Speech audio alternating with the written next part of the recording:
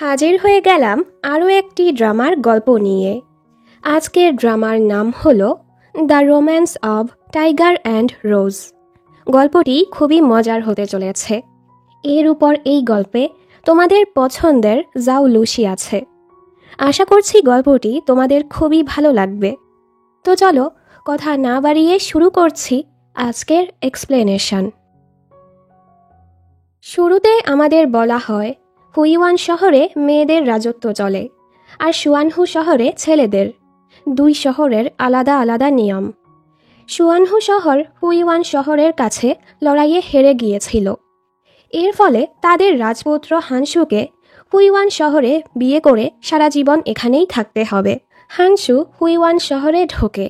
ওকে দেখে কিছু মহিলারা বলছিল, এই পুরুষের জাত তো একদম আকাইম্মা, ওরা ঘরের কাজটাও ঠিকমতো সামলাতে পারে না। আরেক দল বলছিল, শুনেছি এই রাজকুমারের হার্টের সমস্যা আছে, এখন ওনার বয়স 19-20 বছর হলেই নাকি উনি মারা যাবে। তখনই বাজারে চিল্লাপাল্লা শুরু হয়, কারণ গল্পের নায়িকা চিয়ান চিয়ান ঘোড়ায় করে আসছিল, কিন্তু গাড়ির সাথে ধাক্কা খেয়ে ও পড়ে যেতেই নিচ্ছিল। এ সময় হানসু এসে ওকে বাঁচিয়ে নেয়। আমাদের বলা হয় ড্রাগন বোন হুইওয়ান শহরের সবচেয়ে মূল্যবান সম্পদ। এর দ্বারা দুনিয়ার যে কোনো অসুখ ঠিক করা যায়। সেটার ব্যাপারে জানতে পেরেই হানসু এই শহরে বিয়ে করতে রাজি হয়ে গেছে। ওর উদ্দেশ্য হলো দ্বিতীয় রাজকুমারী চুচুকে প্রেমের জালে ফাঁসিয়ে বিয়ে করা, এরপর ড্রাগন বোন হাতিয়ে নিজের অসুখ ঠিক করা।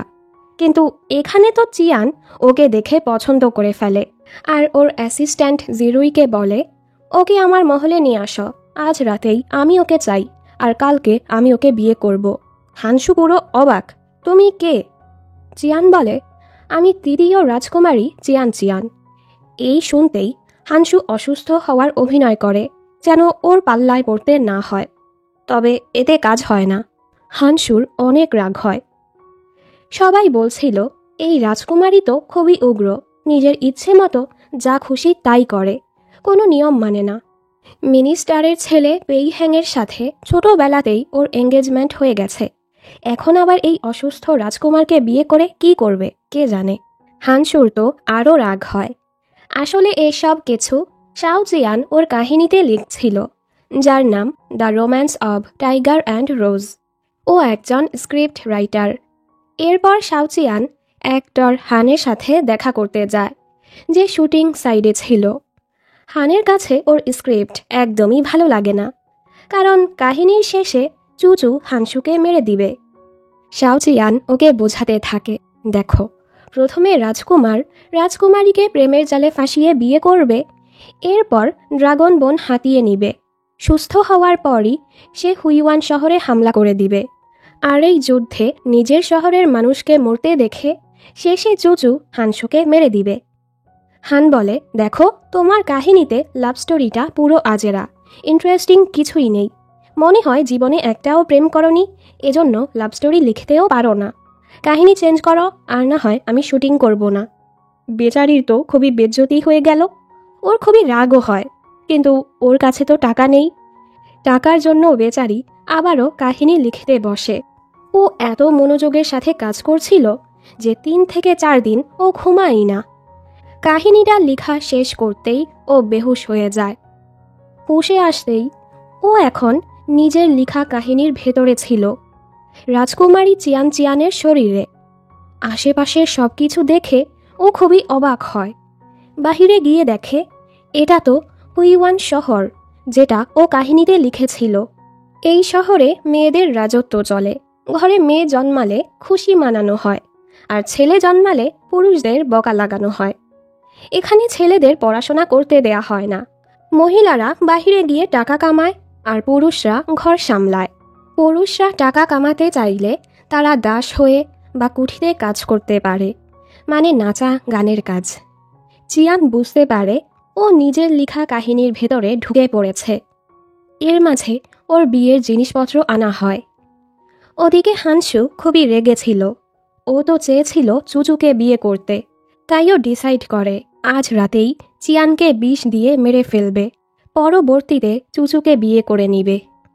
চিয়ান এখানে খুবই ভয়ে ছিল, কারণ এই কাহিনী তো ও নিজেই লিখেছে। এখানে মিনিস্টারের ছেলে পেই হ্যাংকে দেখানো হয়, যার সাথে ছোটবেলায় চিয়ানের এঙ্গেজমেন্ট হয়েছিল। ও যখন জানতে পারে চিয়ানের বিয়ে হচ্ছে, ও বলে যাক, বালা দূর হলো।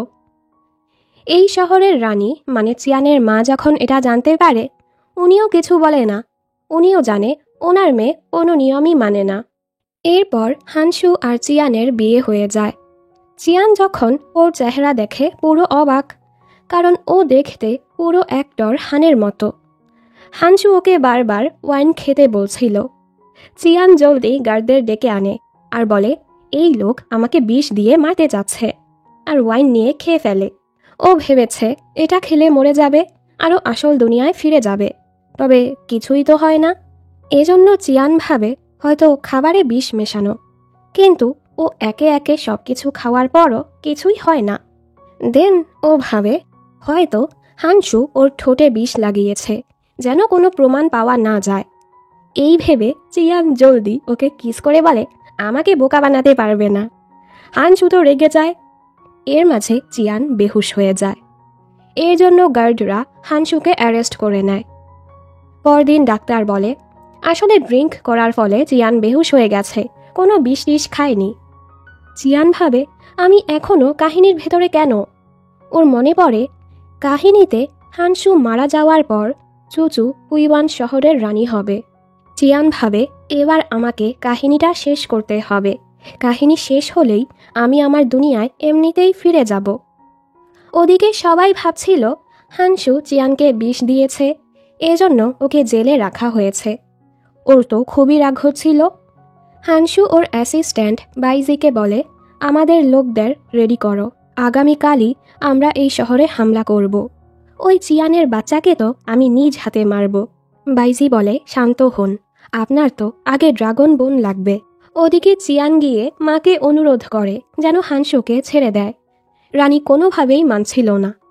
এজন্য ও মিথ্যে বলে, আমি প্রেগন্যান্ট, বাচ্চার বাবাকে আমি জানি না, এজন্য হানসুকে আমার লাগবে। মায়ের তো খুবই রাগ হয়। এরপর হানসুকে ছেড়ে দেয়া হয়। এসব শুনে ওর আরও রাগ হয়। আমি এই বাদর চিয়ান আর ওর বাচ্চা কিছুই চাই না, তাই হামলা করার প্রস্তুতি নাও। বাইজি বলে, আপনি শান্ত হন, আগে আমাদের ড্রাগন বোনটা লাগবে। এদিকে রানী চিয়ানকে খাবার খেতে ডেকেছে। এ সময় উনি চিয়ানের হাতে একটা চিহ্ন দেখতে পায়। গল্পের মতে মেয়েরা ভার্জিন থাকা পর্যন্ত এই দাগটা থাকে। মা তো রেগে যায়, এর মানে তুমি প্রেগন্যান্ট না, আমাকে মিথ্যে বলেছ। এজন্য উনি আবারও বলে হানসুকে অ্যারেস্ট করতে। চিয়ান বলে, আমি হানসুকে খুবই ভালোবাসি, ওকে ছেড়ে এক মুহূর্তও থাকতে পারি না, এজন্য মিথ্যে বলেছি। মাও ওর কথা মেনে বলে, ঠিক আছে, তুমি ওকে নিয়ন্ত্রণ করবে, ও যেন তোমাকে নিয়ন্ত্রণ করতে না পারে। চিয়ান ভাবছিল, আমার লেখা কাহিনীটা অলরেডি চেঞ্জ হয়ে গেছে, আমি এখন কি করব? এজন্য ও এখানের বেস্ট স্টোরি টেলারদের কাছে যায় পরামর্শ নেওয়ার জন্য। চিয়ান বলে, আমি এক কাহিনী লিখেছি, তবে সামনে কি করব বুঝতে পারছি না। মনে করুন হিরো হলো বানানা, হিরোইন হলো অ্যাপেল, আর সেকেন্ড লিড হলো এই অরেঞ্জ। তো কাহিনীটা হলো অরেঞ্জ জোর করে বানানাকে বিয়ে করবে, আর বিয়ের রাতেই বানানা অরেঞ্জকে মেরে দিবে, পরবর্তীতে অ্যাপেলকে বিয়ে করবে। ওনারা বলে, কাহিনীটা তো খুবই সাদাসিধা, কোনো মশলাই নেই। চিয়ান বলে, কাহিনীতে টুইস্ট এসেছে, অরেঞ্জ বিয়ের রাতে মরেনি। ওনারা বলে, বানানা আর অ্যাপেলকে একসাথে হতে হলে অরেঞ্জকে তো মরতেই হবে। চিয়ান তো নিজেই অরেঞ্জ। ও বলে, দেখুন, অরেঞ্জ এতটাও খারাপ না, আপনারা কেন ওকে মারতে চাচ্ছেন? আমি তো কাহিনীর শেষটা এমন চাচ্ছি, বানানা অ্যাপেলের মিল হবে আর অরেঞ্জও বেঁচে থাকবে। ওনারা বলে, তাহলে অরেঞ্জের উচিত বানানা আর অ্যাপেলকে একসাথে করা। চিয়ানের কাছেও ওনাদের এই আইডিয়াটা খুবই ভালো লাগে। এরপর চিয়ান হানসুকে ডান্স অ্যান্ড মিউজিক একাডেমিতে নিয়ে যায়। এই শহরে শুধু ছেলেরাই মেয়েদের জন্য নাচ গানের কাজ করে। যারা এই কাজ করে তাদেরকে নিচু করে দেখা হয়। এই একাডেমিটা লিনচির পরিবার চালায়। ওর পরিবারও ধনী। লিনচি চিয়ানকে একদমই দেখতে পারে না। একাডেমির নাম্বার 1 ছেলে হলো সুমু। চিয়ান হানসুকে বলে, তোমার সাথে সুমুর প্রতিযোগিতা হবে, তুমি যদি জিততে না পারো আমি তোমাকে ডিভোর্স দিয়ে এখান থেকে তাড়িয়ে দিব। আসলে ওর প্ল্যান হচ্ছে চুচু এসে হানসুর মেধা দেখে হানসুর প্রেমে পড়ে যাবে। প্রতিযোগিতা শুরু হয়ে যায়। চুচু এখনও আসছিল না। সুমু মিউজিক বাজাচ্ছিল, সবাই ওর খুবই প্রশংসা করে, কিন্তু হানসুর কাছে এটা ভালো লাগে না। এজন্য ও নিজের কুংফুর দক্ষতা দেখায়। শেষে ও চিয়ানকে মারতেই যাচ্ছিল, তখনই চুচু এসে ওকে থামায় আর ওদের মাঝে লড়াই শুরু। বাইজি চিল্লিয়ে বলে, এটা দ্বিতীয় রাজকুমারী চুচু। এই শুনে হানসু থেমে যায়। চিয়ান চেয়েছিল ওদেরকে প্রেমে ফেলতে, তবে ওদের তো ঝগড়া হয়ে গেল। চুচু হানসুকে বলে, তোমার সাহস কী করে হয় রাজকুমারীর উপর হামলা করার? ওদের মাঝে তো সেই ঝগড়া লাগে। তখনই পেইহ্যাং এসে ওদের থামায় আর চিয়ানকে সাইডে নিয়ে বলে, তোমার বিগ্রানো আচরণের কারণে আমি কখনোই তোমাকে পছন্দ করিনি। তুমি হানসুকে জোর করে বিয়ে করেছ, কমপক্ষে ওর সাথে ভালো আচরণ তো করতে পারো। লড়াইয়ের সময় চুচু হানসুর কাপড় ছিঁড়ে ফেলেছে। সবাই ওকে নিয়ে হাসছিল। ভেবে দেখো ওর কতটা খারাপ লেগেছে। এসব শুনে চিয়ান সরি বলে, আমি হানসুকে অপমান করতে চাইনি। পেইহ্যাং অবাক। চিয়ান সরি বলছে কারণ রাজকুমারী চিয়ান খুবই বিগ্রানো, কখনো কারো কাছে মাফ চায়নি। তবে এখন চিয়ানের সফট সাইড দেখে পেইহ্যাং খুবই অবাক হয়। রাতের বেলা হানসুর লোকরা রেডি ছিল চিয়ানকে মারার জন্য। চিয়ান তো হানসুর কাছে এসে মাফ চাইতে থাকে। চুচু সবার সামনে তোমার কাপড় খুলে ফেলেছে, তাই আমিও আমার কাপড় তোমার সামনে খুলে দিচ্ছি। হানসু ওকে এসব করতে নিষেধ করে। ও বলে, ঠিক আছে, তাহলে আমি এভাবেই বাহিরে যাচ্ছি, দেন হিসেব বরাবর হয়ে যাবে। হানসু জলদি চাদর দিয়ে ওকে ঢেকে দেয়। তুমি আমার ওয়াইফ, তুমি এমনটা করতে পারো না। এ সময় হানসু ওর হাতে ওই চিহ্নটা দেখে। হানসু বুঝতে পারে এর মানে ও প্রেগনেন্ট না। চিয়ান বলে, হ্যাঁ, আমি তো মিথ্যে বলেছিলাম তোমাকে বাঁচানোর জন্য, এরপরও তুমি আমার উপর রেগে আছো। হানসু ভাবে ও আমার জন্য এসব কেন করছে। চিয়ান যখন চলেই যাচ্ছিল তখনই ওর উপর তীরের হামলা হয়। তখনই হানসু এসে চিয়ানকে বাঁচিয়ে নেয়। চিয়ানও ব্যাপারটা বুঝতে পারে। পরের দৃশ্যে চিয়ান এক প্ল্যান বানায়। হানসুর কাছে খবর পাঠায় ওদের শহরের এক লোক দেখা করতে আসবে, আর চুচুর কাছে খবর পাঠায় শত্রুরা এখানে হামলা করবে। চিয়ান ভাবে, আমি গিয়ে হানসুকে বাঁচিয়ে নিব, ফলে হানসু আমাকে বিশ্বাস করবে আর আমাকে মারার চেষ্টা করবে না। তবে ও সেখানে গিয়ে দেখে সেখানে শুধু চুচু, কারণ হানসু ওদের দেখেই লুকিয়ে পড়েছে। চিয়ানও এটা বুঝতে পারে। হানসু ভাবে, চিয়ান চাইলেই আমাকে ফাঁসিয়ে দিতে পারত যে আমি আমার জাসুসদের সাথে দেখা করার জন্য গিয়েছিলাম, কিন্তু ও কেন আমাকে বাঁচালো? বাইজি বলে, নিশ্চয়ই ও আমাদের থেকে টাকা চায়। হানসু বলে, না না, চিয়ান আসলেই আমাকে পছন্দ করে, এজন্যই এসব করছে। এবার তো আমি চিয়ানের মাধ্যমে ড্রাগন বোন হাতিয়ে নিব, আর আমার শরীর ভালো হওয়ার পরই আমাদের প্ল্যান মোতাবেক কাজ করব। ওদিকে প্রথম রাজকুমারী ইউয়ানকে দেখি। ও পায়ে হাঁটতে পারে না, এজন্য ইউয়ান ভাবে কেউ ওকে ভালোবাসে না, আর ও সবসময় একা থাকে। পরদিন সবাই স্কুলে আসে। স্কুলে শুধু মেয়েরাই পড়ে। যেহেতু হানসু রাজকুমার, সাথে চিয়ানের স্বামী, এজন্য ও এসেছে। হানসু তো চিয়ানকেই দেখছিল। চিয়ান ভাবে ও চুচুকে দেখছে, এজন্য চিয়ান নিজের সিট ওকে দিয়ে দেয় যেন ও ঠিক মতো চুচুকে দেখতে পারে। লিনচি বলে, তুমি এখানে এজন্য এসেছ যেন পেইহ্যাংকে ঠিকমতো দেখতে পারো। পেইহ্যাং এখানের টিচারও। হানসু তো জেলাস হয়ে চিয়ানকে কোলে তুলে আবারও ওর সিটে বসিয়ে দেয়।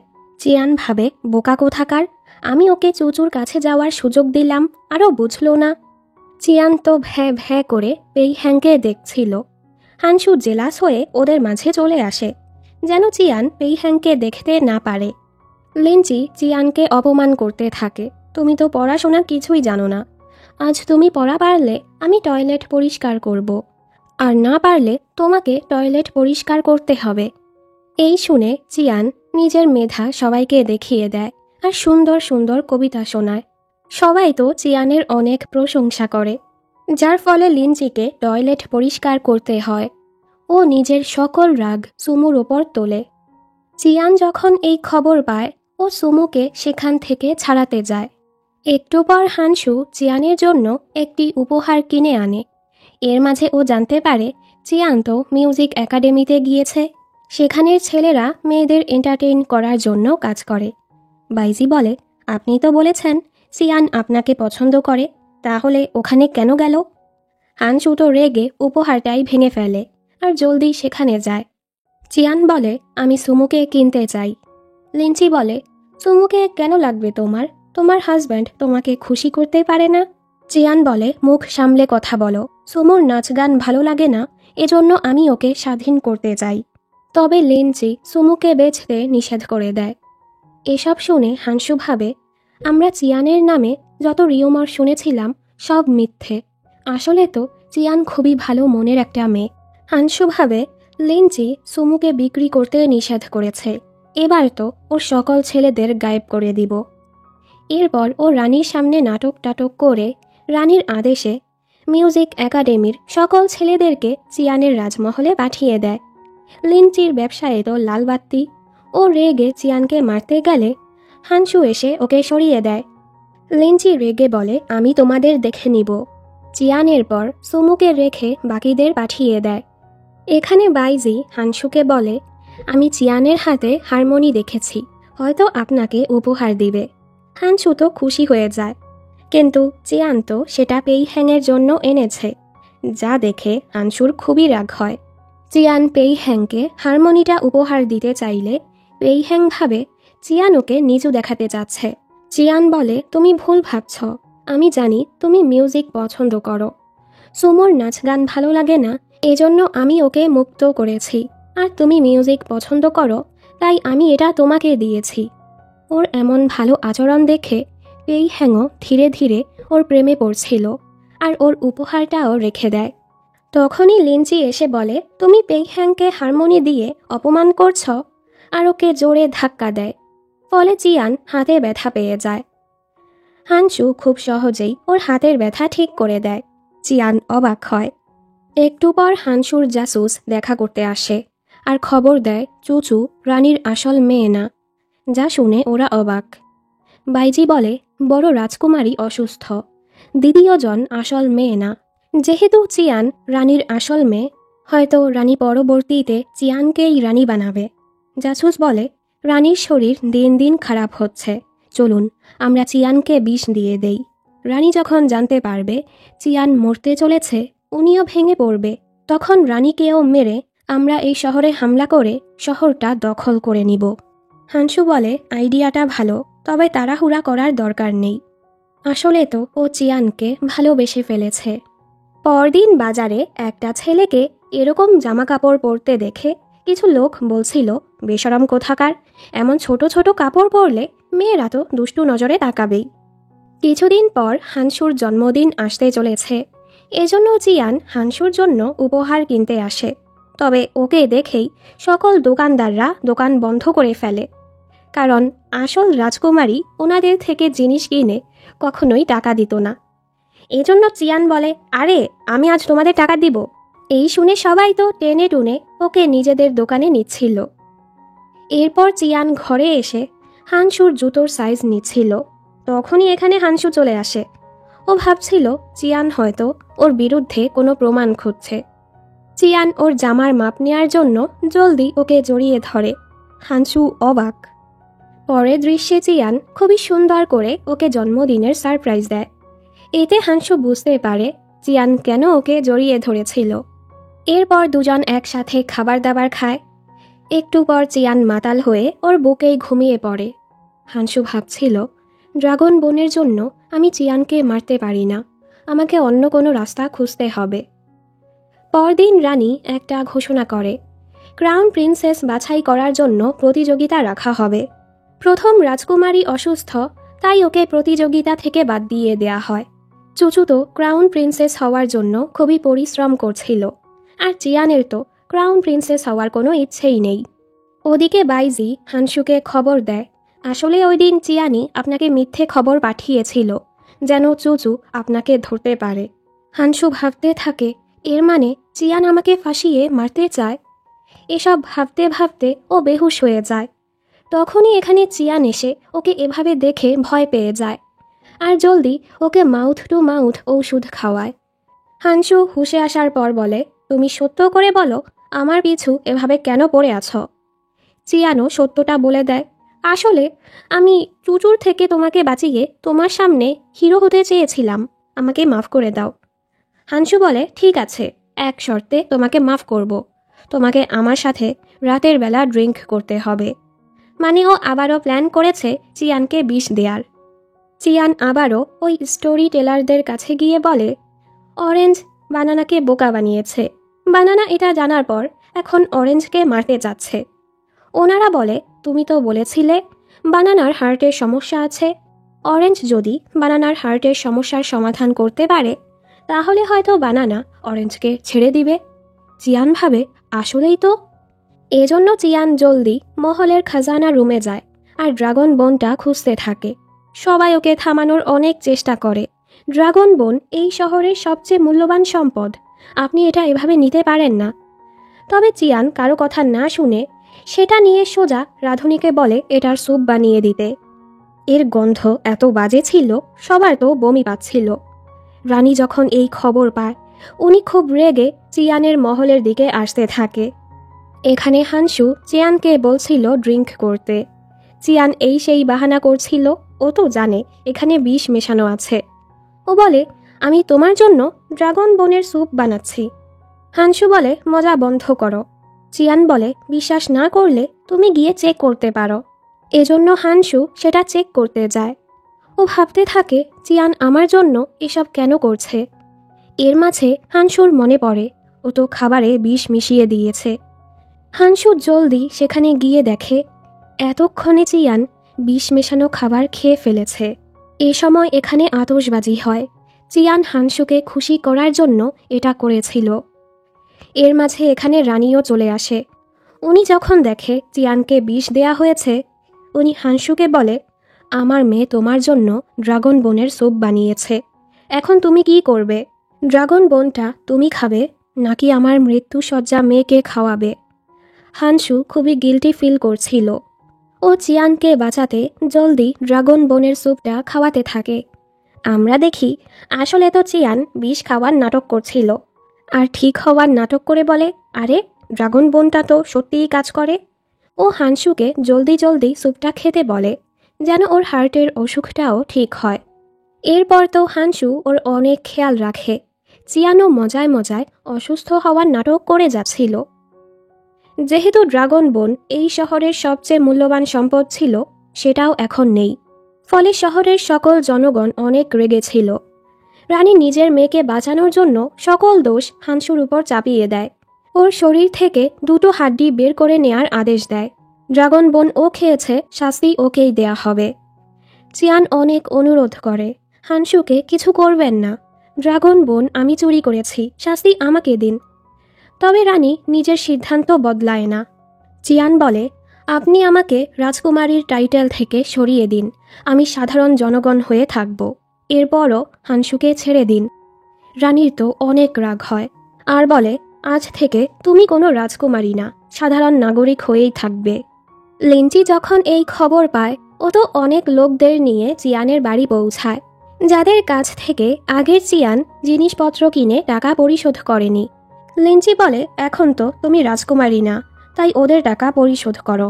বেচারি চিয়ানের কাছে তো টাকা নেই, তাই ওর ঘরের জিনিসপত্র নিয়ে যেতে বলে। এই শুনে সবাই ওর ঘরের সকল কিছু নিয়ে যাচ্ছিল, এমনকি ওর বসা চেয়ারটাও নিয়ে যায়। লিনচি এখন চিয়ানকে অনেক অপমান করছিল। তখনই হানসু আর পেইহ্যাং এসে ওকে বাঁচায়। লিনচি তো রেগে চিয়ানকে ধাক্কা দিয়ে পানিতে ফেলে দেয়। এর ফলে চিয়ানের সর্দি লেগে যায়। পেইহ্যাং এরপর ওর খেয়াল রাখছিল। ও চলে যাওয়ার পর হানসু চিয়ানের জন্য ঔষধ নিয়ে আসে। হানসু চিয়ানের এতটা খেয়াল রাখছিল যেটা চিয়ানেরও ভালো লাগে। পরদিন চিয়ান লুকিয়ে লুকিয়ে স্টোরি টেলারদের কাছে যেতে নিয়েছিল। তখনই সবাই ওর উপর পচা সবজি টবজি ছুঁড়ে মারে। সবাই ওর উপর রেগেছিল। কোনোভাবে বেঁচে টেচে ও স্টোরি টেলারদের কাছে পৌঁছায়। সেখানে গল্প শেষ করে চিয়ান ফেরার সময় দেখে লোকগুলো এখনও অপেক্ষা করছে। এজন্য চিয়ান নিজেকে ঢেকে নিজেকেই গালি দিতে দিতে সামনে এগোতে থাকে। তবে লোকরা ওকে দেখে ফেলে আর আবারও ওকে সবজি মারতে থাকে। হানসু জলদি ওকে ভেতরে টেনে নেয়।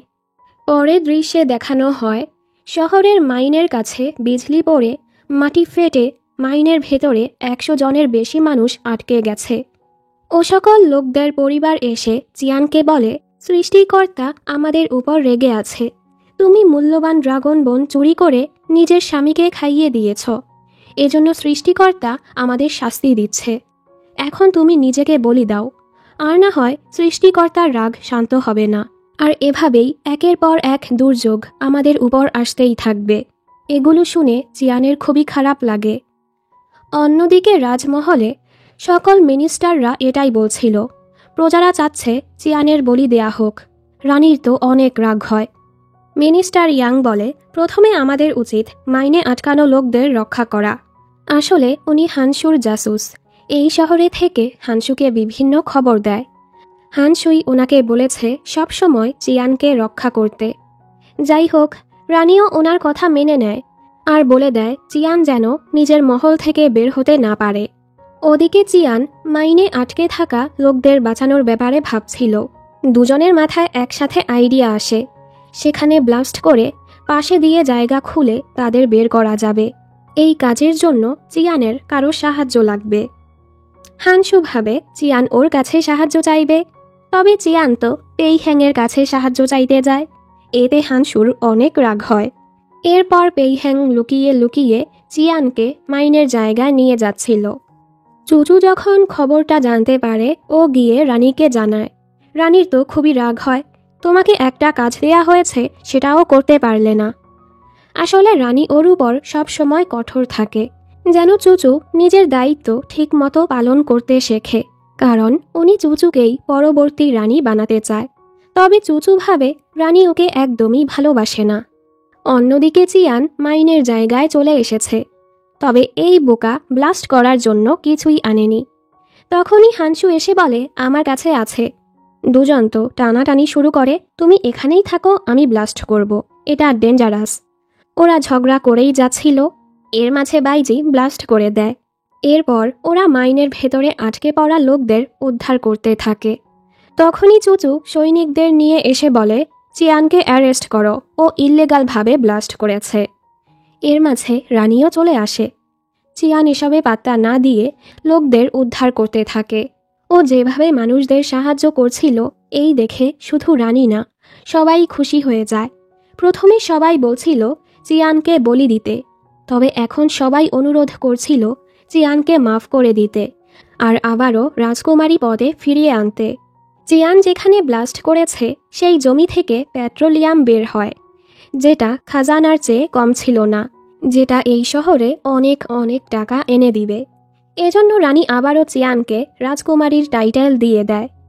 পরদিন চিয়ান যখন বাজারে যায়, কিছু লোক ওর পিছু পড়েছিল।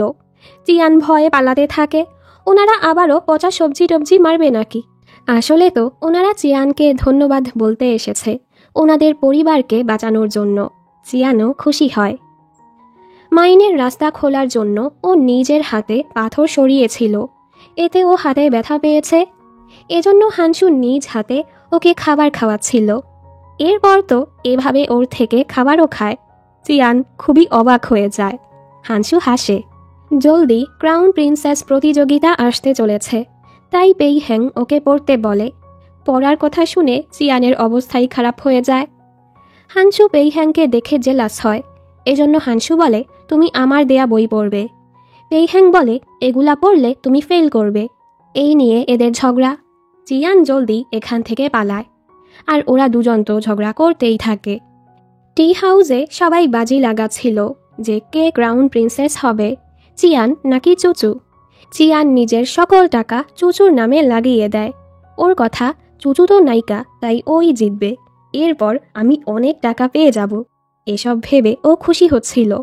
ও যাওয়ার পর হানসু নিজের সকল টাকা চিয়ানের নামে লাগিয়ে দেয়। বাড়ি আসলে হানসু বলে, আমিও বাজিতে টাকা লাগিয়েছি, যদি আমি জিতি তোমার আমাকে কিস করতে হবে। চিয়ান বলে, আর আমি জিতলে আমি কি পাবো? হানসু বলে, তুমি জিতলে তুমি আমাকে কিস করে দিও। চিয়ান বলে, দুইটাতেই তো তোমার ফয়দা, দূরে থাকো আমার থেকে।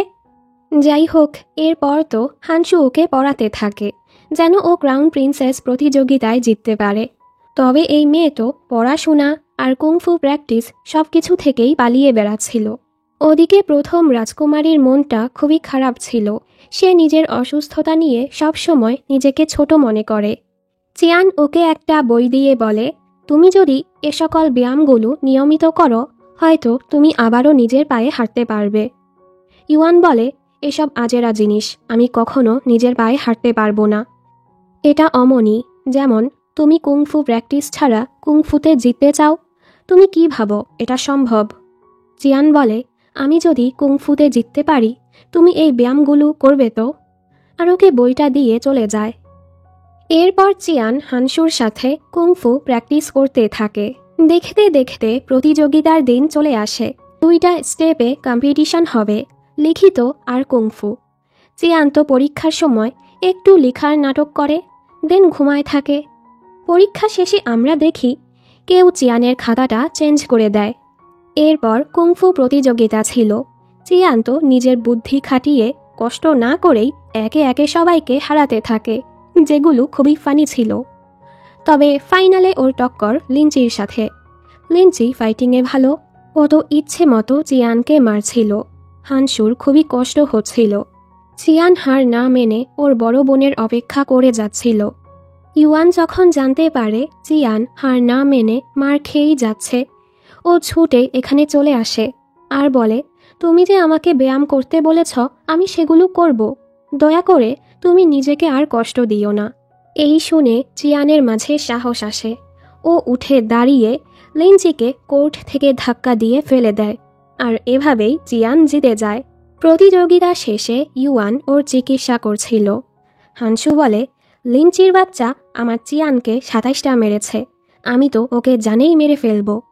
চিয়ান বলে, ওকে জানে মারা সহজ হয়ে যাবে, ওর তো মৃত্যুর চেয়েও ভয়ঙ্কর শাস্তি হওয়া উচিত। আমার কাছে একটা আইডিয়া আছে।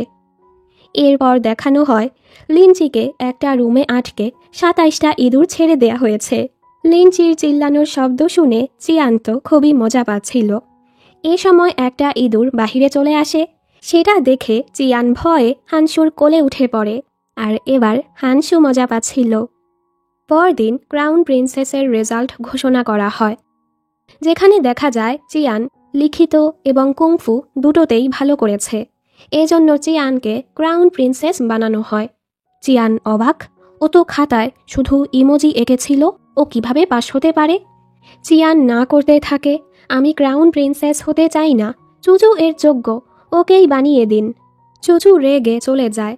চিয়ান তো চিন্তায় পড়ে যায়। এর উপর ও নিজের ঘরের সকল টাকা চুচুর নামে লাগিয়েছিল, যেটা ও হেরে পুরো নিঃস্ব হয়ে গেছে।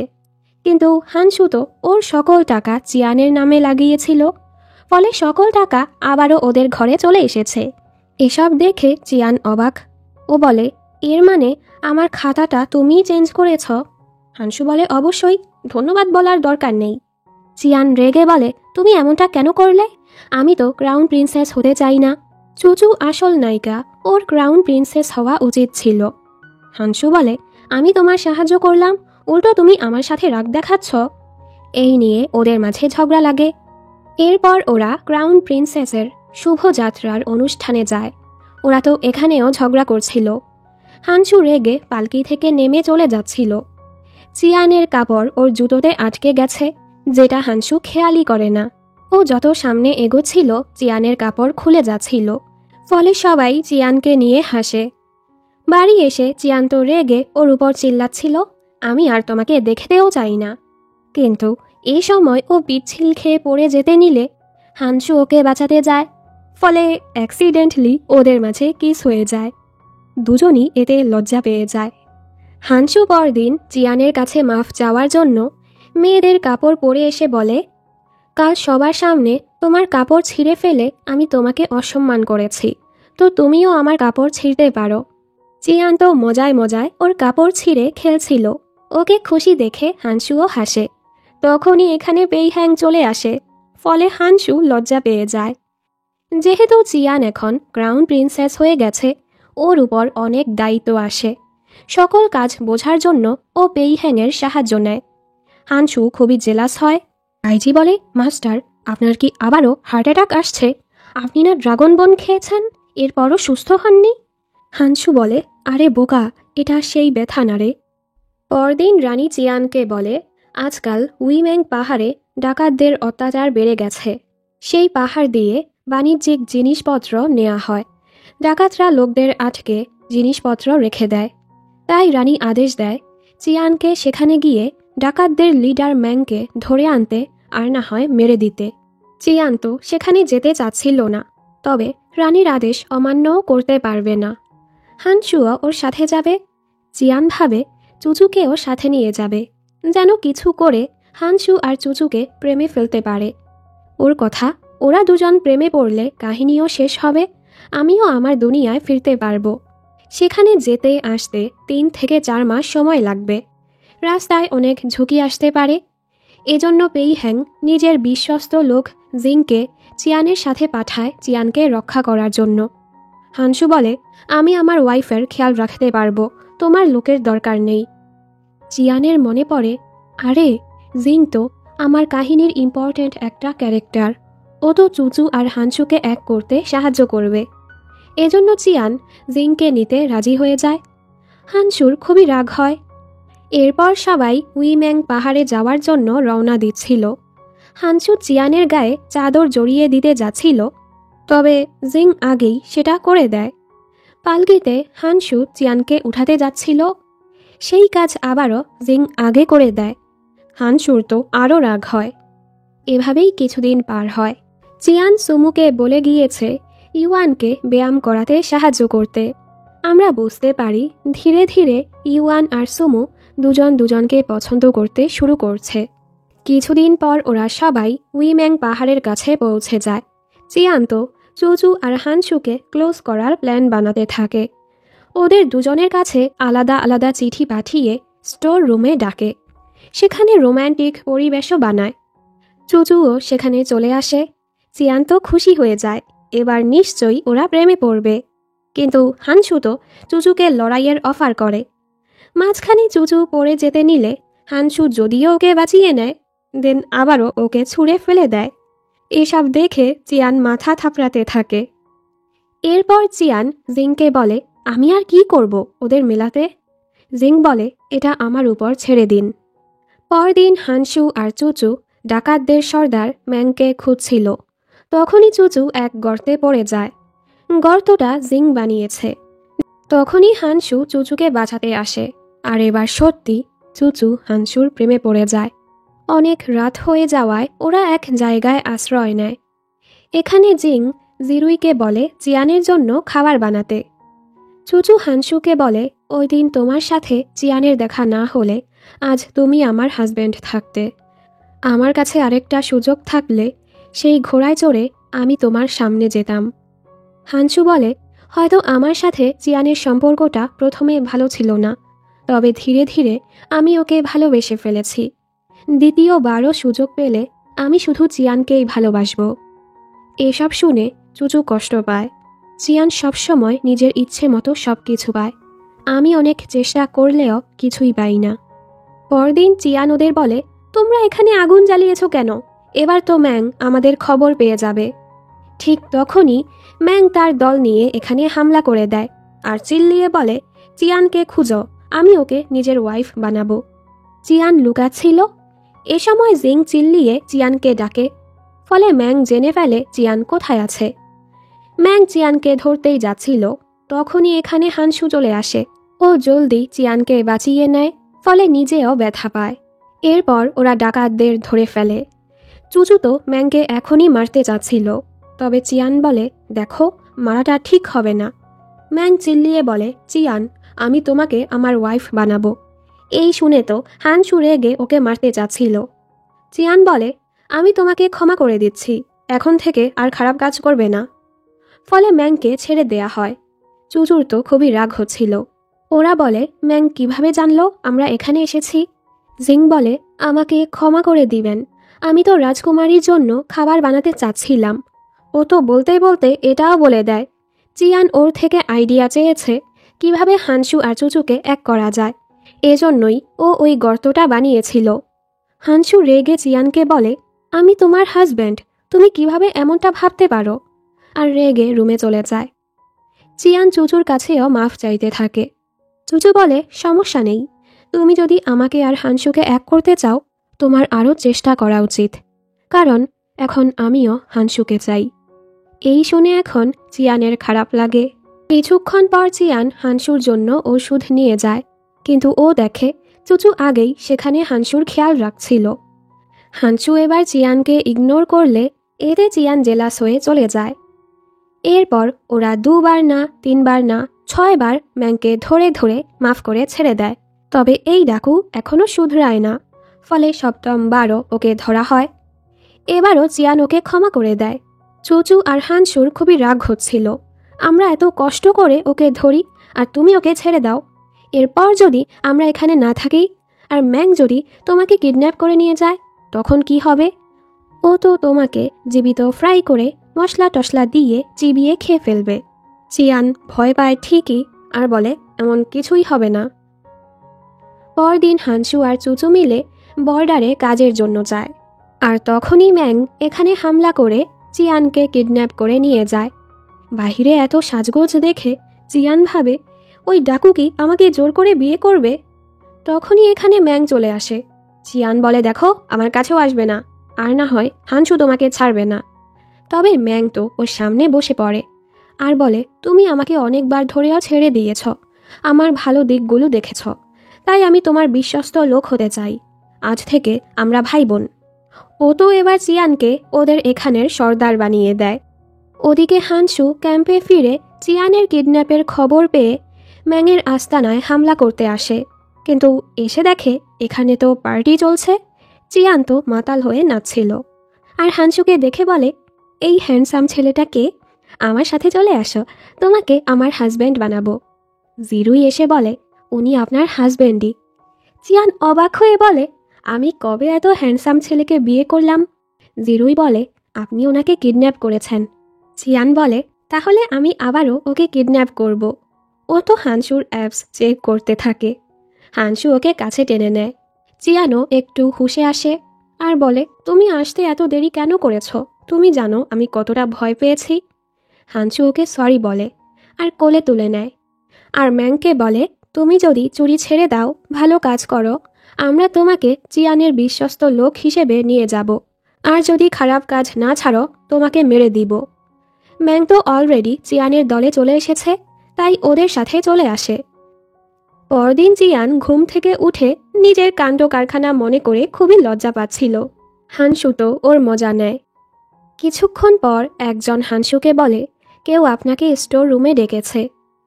ওদিকে রান্নাঘরে জিরুই জিংয়ের কথা শুনে ফেলে। জিং প্ল্যান করে স্টোর রুমে ড্রাগ দিয়েছে, আর সেখানে হানসু আর চুচুকে আটকে দিবে। জিরুই জলদি এসে এই খবরটা চিয়ানকে দেয়। ওদের এবার জিংয়ের উপর সন্দেহ হচ্ছিল। চিয়ান জলদি হানসুকে বাঁচাতে যায়। জিং চুচুকে ডাকতেই যাচ্ছিল, তখনই জিরুই এসে ওকে বেহুশ করে দেয়। এখানে স্টোর রুমে হানসুর উপর ড্রাগ কাজ করে ফেলে। এর মাঝে চিয়ানও চলে আসে। ওকে দেখে হানসু ওর উপর অ্যাট্রাক্ট হচ্ছিল আর ওর কাছে যাওয়ার চেষ্টা করছিল। এটা ওই ড্রাগের ফলাফল। হানসু তো নিজের হুঁশে ছিল না, ও নিজেকে নিয়ন্ত্রণ করার চেষ্টা করছিল। জিংয়ের লোকরা তো বাহির থেকে দরজা লক করে দিয়েছে। হানসুকে এত কষ্ট পেতে দেখে চিয়ানোকে কিস করে দেয়। দুজন একটু রোম্যান্টিক হতেই যাচ্ছিল, তখনই বাইজি দরজা ভেঙে ওদের উপর ঠান্ডা পানি ফেলে বলে, যাক আমি একদম ঠিক সময় এসেছি। ওরা দুজন তো রেগে বাইজির দিকে তাকায়। এরপর চিয়ান ভাবছিল, আমি কি হানসুর প্রেমে পড়ে গেছি? না না, এটা হতে পারে না, ও তো একটা ক্যারেক্টার। ওর মাঝে তো প্রেমে পড়ার মতো কিছুই নেই, শুধু একটু হ্যান্ডসাম, সুন্দর বডি আছে, চোখগুলোও সুন্দর। মানে নিজেই হানসুর প্রশংসা করছিল। তখনই এখানে হানসু চলে আসে। চিয়ান তো ভ্যা ভ্যা করে ওকেই দেখছিল, কোনো দিকে তার হুঁশই ছিল না। হানসু বলে, স্টোর রুমে যা হয়েছে আমাকে মাফ করে দাও। চিয়ান বলে, আরে সমস্যা নেই। হানসুকে কাছে দেখে ওর হার্টবিট এত জোরে হচ্ছিল যেটার শব্দ হানসুও শুনতে পাচ্ছিল। হানসু এখানে নিজের অনুভূতিটা প্রকাশ করে দেয়, আমি তোমাকে পছন্দ করি, সারা জীবন তোমার সাথেই থাকতে চাই। চিয়ান হাঁ করে ওকেই দেখছিল। হানসু ওকে কিস করতেই যাচ্ছিল, তখনই বাইজি ওদের ডাকে। ফলে আবারও ওদের রোম্যান্স মিস হয়ে যায়। সবাই নিচে একত্রিত হয়।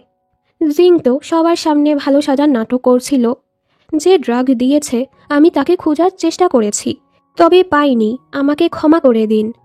হানসু আর চিয়ান ওদের দুজনেরই জিংয়ের উপর সন্দেহ হয়ে গেছে, তবে ওরা এখন কিছুই বলে না। ওরা জিংয়ের আসল উদ্দেশ্যটা জানতে চাচ্ছিল। এরপর চুচু চিয়ানকে ডেকে বলে, তুমি তো চাও হানসু আমার হোক, তাই রাজমহলে ফিরে গেলে তুমি হানসুকে ডিভোর্স দিয়ে দিও। এই শুনে চিয়ান চুপ হয়ে যায়। এরপর ওরা শহরে ফেরার জন্য রওনা দেয়। চিয়ান নিজের পালকিতে জিং আর ম্যাংকে বসিয়েছে, যেন হানসু আসতে না পারে। তবে হানসু তো ওকে টেনে ঘোড়ায় করে নিয়ে যেতে থাকে। চিয়ান বলে, আমি তোমার সাথে যেতে চাই না, তুমি বুঝতে পারো না আমি তোমাকে পছন্দ করি না? হানসু বলে, তুমি মিথ্যে বলছ। চিয়ান বলে, আমাদের দুজনের দুনিয়া আলাদা, আমরা এক হতে পারবো না। হানসু ওকে কিস করতে কাছে যায়। চিয়ানকে চোখ বন্ধ করতে দেখে হানসু বলে, দেখেছ, তুমি আমাকে দূরে সরাওনি, এর মানে তুমিও আমাকে পছন্দ করো। তবে চিয়ান ওকে ধাক্কা দিয়ে চলে যায়। হানসু বুঝতে পারে না ও এমনটা কেন করছে। রাজমহলে পৌঁছানোর পর জিং এসে তো পেইহ্যাংয়ের কাছে হানসুর নামে অনেক উল্টাপাল্টা বলতে থাকে, যে হানসু তো চিয়ানের উপর খেয়ালও রাখেনি, এর উপর চিয়ানের সাথে জোড়াজড়িও করেছে। এসব শুনে পেইহ্যাং তো হানসুর উপর অনেক রেগে যায়। এই জিং আসলে কি করতে চাচ্ছে তা সামনেই জানতে পারবো।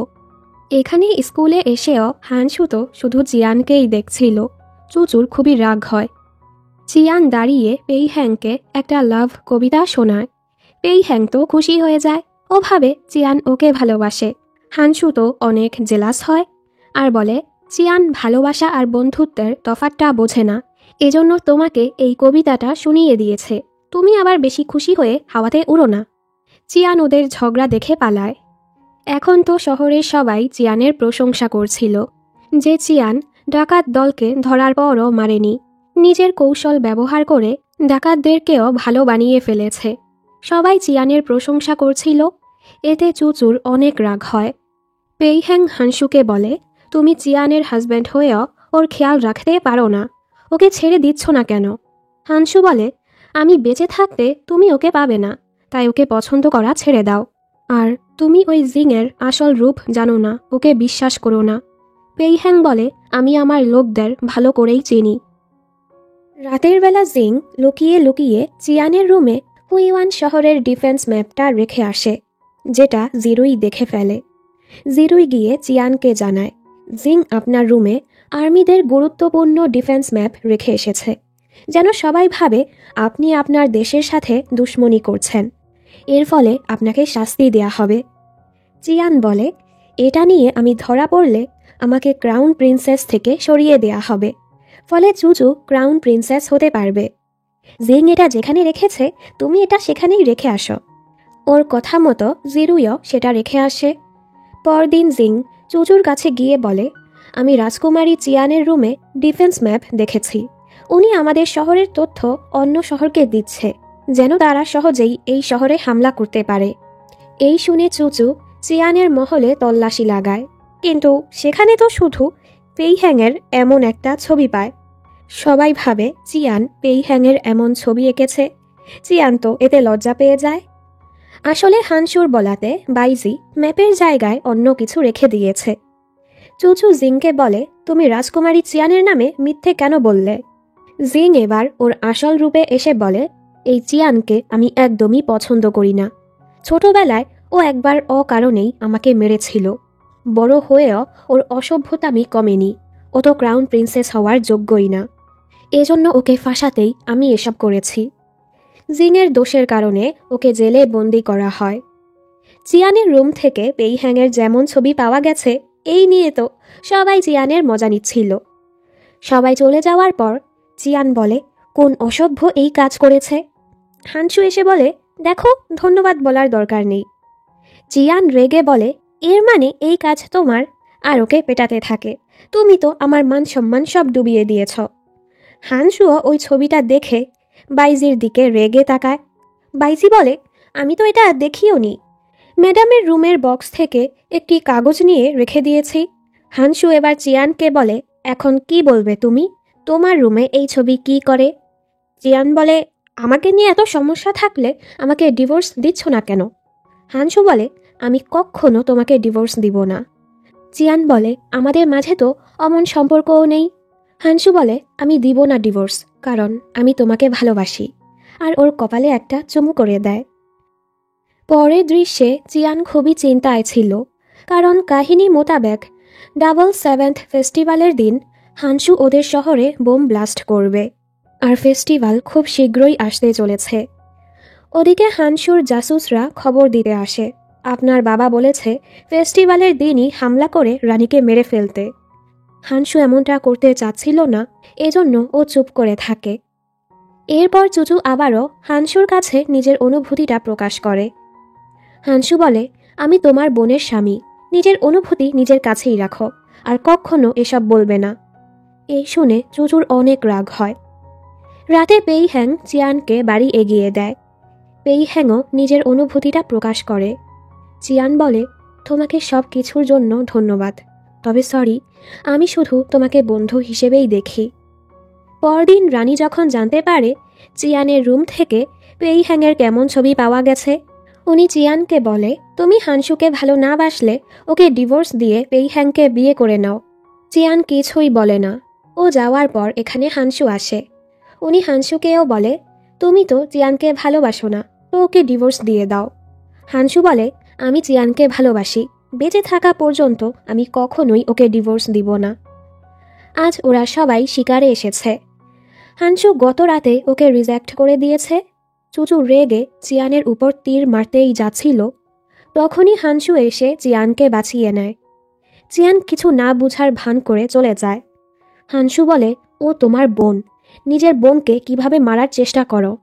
চুচু বলে, ও আমার বোন তো কি হয়েছে, ছোটবেলা থেকেই ও সব কিছু পেয়ে গেছে, আমি কখনোই কিছু পাইনি। হানসু বলে, তোমার চিন্তাধারা খুবই খারাপ। মনে রেখো, পরের বার চিয়ানের ক্ষতি করতে চাইলে আমার তীর সোজা তোমার বুকে লাগবে। দূর থেকে এসব কিছু চিয়ান শুনতে পায়। ওর মনটা খুবই খারাপ হয়। রাতের বেলা জিং জেল থেকে পালিয়ে চুচুর কাছে চলে আসে। ও এখন চুচুর জন্য কাজ করবে, কারণ ছোটবেলায় চিয়ান যখন ওকে মেরেছিল চুচু এসে ওকে বাঁচিয়েছিল। জিং ওকে খবর দেয় ফেস্টিভ্যালের রাতে হানসু এই শহরে হামলা করবে। এটা জেনে চুচু পেইহ্যাংয়ের সাথে প্ল্যান করে ওই রাতে হানসুকে হাতে নাতে ধরবে। এদিকে রানীর বলার পরও হানসু চিয়ানকে ডিভোর্স দেয় না। রানী বলে, তুমি যে আমার মেয়েকে সত্যিই ভালোবাসো এর প্রমাণ কি? চিয়ানের জন্য তুমি লোহার ব্রেসলেট পরতে পারবে। হানসুও নিজের ভালোবাসা প্রমাণ করতে গলন্ত লোহার ব্রেসলেট পরে। এতে ওর অনেক কষ্ট হয়। আজ রাতেই ফেস্টিভ্যাল ছিল। চিয়ান প্রথমে হানসুকে খুঁজে না পেলে ও চুচুর কাছে গিয়ে বলে, আজ হানসু শহরে হামলা করবে, তুমি গিয়ে ওকে আটকাও। চুচু বলে, আমি এটা আগেই খবর পেয়েছি, আমি তো ওকে হাতে নাতে ধরব। চিয়ান বলে, তুমি যেহেতু আগেই এটা জানতে পেরেছ, তোমার উচিত হানসুকে আটকানো। ব্লাস্ট হলে কত মানুষ মারা যাবে, তুমি কি একবারও নিজের শহরের মানুষদের কথা ভাবছ না? চুচু আর পেইহ্যাং দুজনই হানসুকে ধরতে যাচ্ছিল, এজন্য ওরা চিয়ানের কথা মানে না। চিয়ান আবারও হানসুকে খুঁজতে থাকে। এ সময় হানসু ওকে টেনে সাইডে নিয়ে যায়। তখনই রানী ফেস্টিভ্যালে প্রবেশ করে, আর এই সময়ই ব্লাস্ট হওয়ার কথা। হানসু চিয়ানকে বলে, আমি তোমাকে একটা জিনিস দেখাবো। চিয়ান ভাবে ও ব্লাস্ট করবে। চিয়ান বলে, সব আমার দোষ, আমার উচিত হয়নি তোমাকে দূরে সরিয়ে দেয়া, আমি আর কখনোই এটা করব না। হানসু, আমি তোমাকে পছন্দ করি, আমি সবসময় তোমার সাথেই থাকব। তুমি আমার জন্য কতটা কষ্ট পেয়েছ। হানসু খুশি হয়ে বলে, আমার কাছে এটা তুমি, তুমি কাঁটাযুক্ত একটা গোলাপ, তোমাকে ভালোবাসলে একটু কষ্ট তো পেতেই হবে। এ সময় হানসু আগুন জ্বালিয়ে দেয়। চিয়ান চিল্লিয়ে বলে, হানসু এমনটা করো না। ওদিকে চুচুর লোকরাও হানসুর লোকদের ধরে ফেলে। তখনই আকাশে আতশবাজি শুরু হয়। বাইজি বলে, আতশবাজির জন্যও কি অ্যারেস্ট করা হয়? আসলে সুয়ানহু শহরের লোক হানসুকে না জানিয়েই ব্লাস্ট করার প্ল্যান করেছিল। এজন্য হানসু তাদের সবাইকে বেহুশ করে দিয়েছে আর বোমের জায়গায় আতশবাজি রেখে দিয়েছে। হানসু কিছু বলার আগেই চিয়ানোকে কিস করে। দূর থেকে পেইহ্যাং ওদের এভাবে দেখে কষ্ট পেয়ে চলে যায়। হানসু বলে, এখন আমাকে ডিভোর্স দিবে? চিয়ান বলে, কখনোই না। বাড়ি ফেরার পর তো এরা একজন আরেকজনকে ছেড়ে নিজেদের রুমে যেতেই চাচ্ছিল না। ওদের অ্যাসিস্ট্যান্ট বলে, আমাদের ঘুম পাচ্ছে, নিজেদের রুমে যান, আর ওদেরকে টেনে টুনে আলাদা করে। রুমে এসেও চিয়ান হানসুর ব্যাপারে ভেবে ভেবে খুশি হচ্ছিল। তখনই হানসু লুকিয়ে লুকিয়ে ওর রুমে আসে। চিয়ান ভাবে, আজকে তো আমাদের মাঝে ওগুলা হয়েই যাবে। হানসু তো ওর জন্য খাবার নিয়ে এসেছে। এরপর ও চলে যাচ্ছিল, তবে জিরুইয়ের জন্য যেতে পারে না, আর বলে, আজ রাত আমি এখানেই থেকে যাই। চিয়ান তো আবারও লজ্জা পেতে থাকে, কিন্তু হানসু নিজের জন্য নিচে বিছানা করে। চিয়ান বলে, তুমি নিচে ঘুমাবে, এতে করে তোমার পিঠে ব্যথা হবে। এই শুনেই হানসু লাফ মেরে বিছানায় চলে আসে আর ওকে জড়িয়ে ধরে ঘুমিয়ে পড়ে। পরদিন বাইজি দৌড়ে জিরুইয়ের কাছে এসে বলে, আমি মাস্টারকে কোথাও খুঁজে পাচ্ছি না। জিরুই বলে, তুমি বলতে চাচ্ছ তোমার মাস্টার আমার ম্যাডামের রুমে? এটা অসম্ভব, আমি সারা রাত জেগে এখানে পাহারা দিয়েছি। তখনই হানসু চিয়ানের রুম থেকে বের হয়, যা দেখে জিরুই অবাক। বাইজি বলে, ও তো তুমি এভাবে পাহারা দাও? আজ সবাই গসিপ করছিল যে হানসু চিয়ানের রুমে ঘুমিয়েছে। হানসু আর চিয়ান যখন হাত ধরে স্কুলে আসে, সবাই তো হাঁ করে ওদের দেখতে থাকে। ওদের একসাথে দেখে পেইহ্যাংয়ের খারাপ লাগে। চুচু রানীকে বলে, ফেস্টিভ্যালের দিন হানসু সত্যি ব্লাস্ট করত, পরে ওর প্ল্যান চেঞ্জ করে নিয়েছে। আপনিও তো হানসুর প্ল্যানের ব্যাপারে জানতেন, তাহলে কেন ওকে অ্যারেস্ট করছেন না? রানী রেগে বলে, হানসু চিয়ানের স্বামী, আমাদের পরিবার, তুমি কিভাবে এমনটা বলতে পারো? চুচু বলে, আপনি তো শুধু চিয়ানকে বাঁচাতে চাচ্ছেন, তাই না? রানী বলে, প্রথমে হানসুর নজর আমাদের শহরের উপরে ছিল, তবে চিয়ানের ভালোবাসা ওকে বদলে দিয়েছে। সুয়ানহু শহর থেকে আদেশ এসেছিল আমাকে মেরে দেয়ার, তবে হানসু সেটা করেনি। কিন্তু তুমি তো ক্ষমতার জন্য নিজের ছোট বোন, এমনকি দেশের মানুষকে মারতেও দ্বিধাবোধ করো না। হানসুকে হাতে নাতে ধরার জন্য তুমি ওকে ব্লাস্টও করতে দিতে। ছোটবেলা থেকেই আমি তোমাকে পরবর্তী রানী বানাতে চেয়েছিলাম, কিন্তু তুমি প্রতিটা বারই আমাকে হতাশ করে গেছ। চুচু ওনার সকল কথা উল্টোভাবে নিয়ে বলে, আপনি বলছেন আমাকে রানী বানাতে চান, আমাকে কি দিয়েছেন? সব কিছু তো ওই চিয়ানকেই দিয়ে গেছেন। ও আরও চিল্লিয়ে চলে যায়। ওর এসব কথা শুনে রানীর হার্ট অ্যাটাক চলে আসে। ওদের এই সব কথা একজন মিউজিশিয়ান লু শুনে ফেলে, যেটা চুচুও দেখতে পায়। রানীর হার্ট অ্যাটাকের ফলে উনি কোমাতে চলে যায়। সবাই খুবই চিন্তায় ছিল। ওনার অনুপস্থিতিতে চিয়ান গিয়ে রানীর দায়িত্ব নেয়। ও তো ক্রাউন প্রিন্সেস।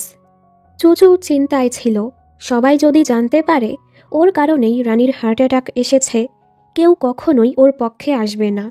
এজন্য চুচু জিংকে দিয়ে মিউজিশিয়ান লুকে মেরে দেয়। চিয়ান তো রানীর কাজ সামলাতে সামলাতে পাগলই হয়ে যাচ্ছিল। হানসু ওর কাজে সাহায্য করছিল। চিয়ান কাহিনীর যেমন এন্ডিং লিখেছিল তা আমাদের দেখানো হয়। হানসু হুইওয়ান শহরে হামলা করে দেয়। দু দেশেই যুদ্ধ চলছিল। এখানে বাইজি মারা যায়। বাইজি মারা যাওয়ার পর হানসু চুচুকেও মারতে যায়। চুচুও হানসুকে মারতে আসে, তবে হানসু শেষে তলোয়ারটা নিজের দিকে ঘুরিয়ে নেয়। মানে ও কখনোই চুচুকে মারতে চায়নি, আর চুচু হানসুকে মেরে দেয়। বর্তমানে চিয়ান এসব কিছুই ভাবছিল।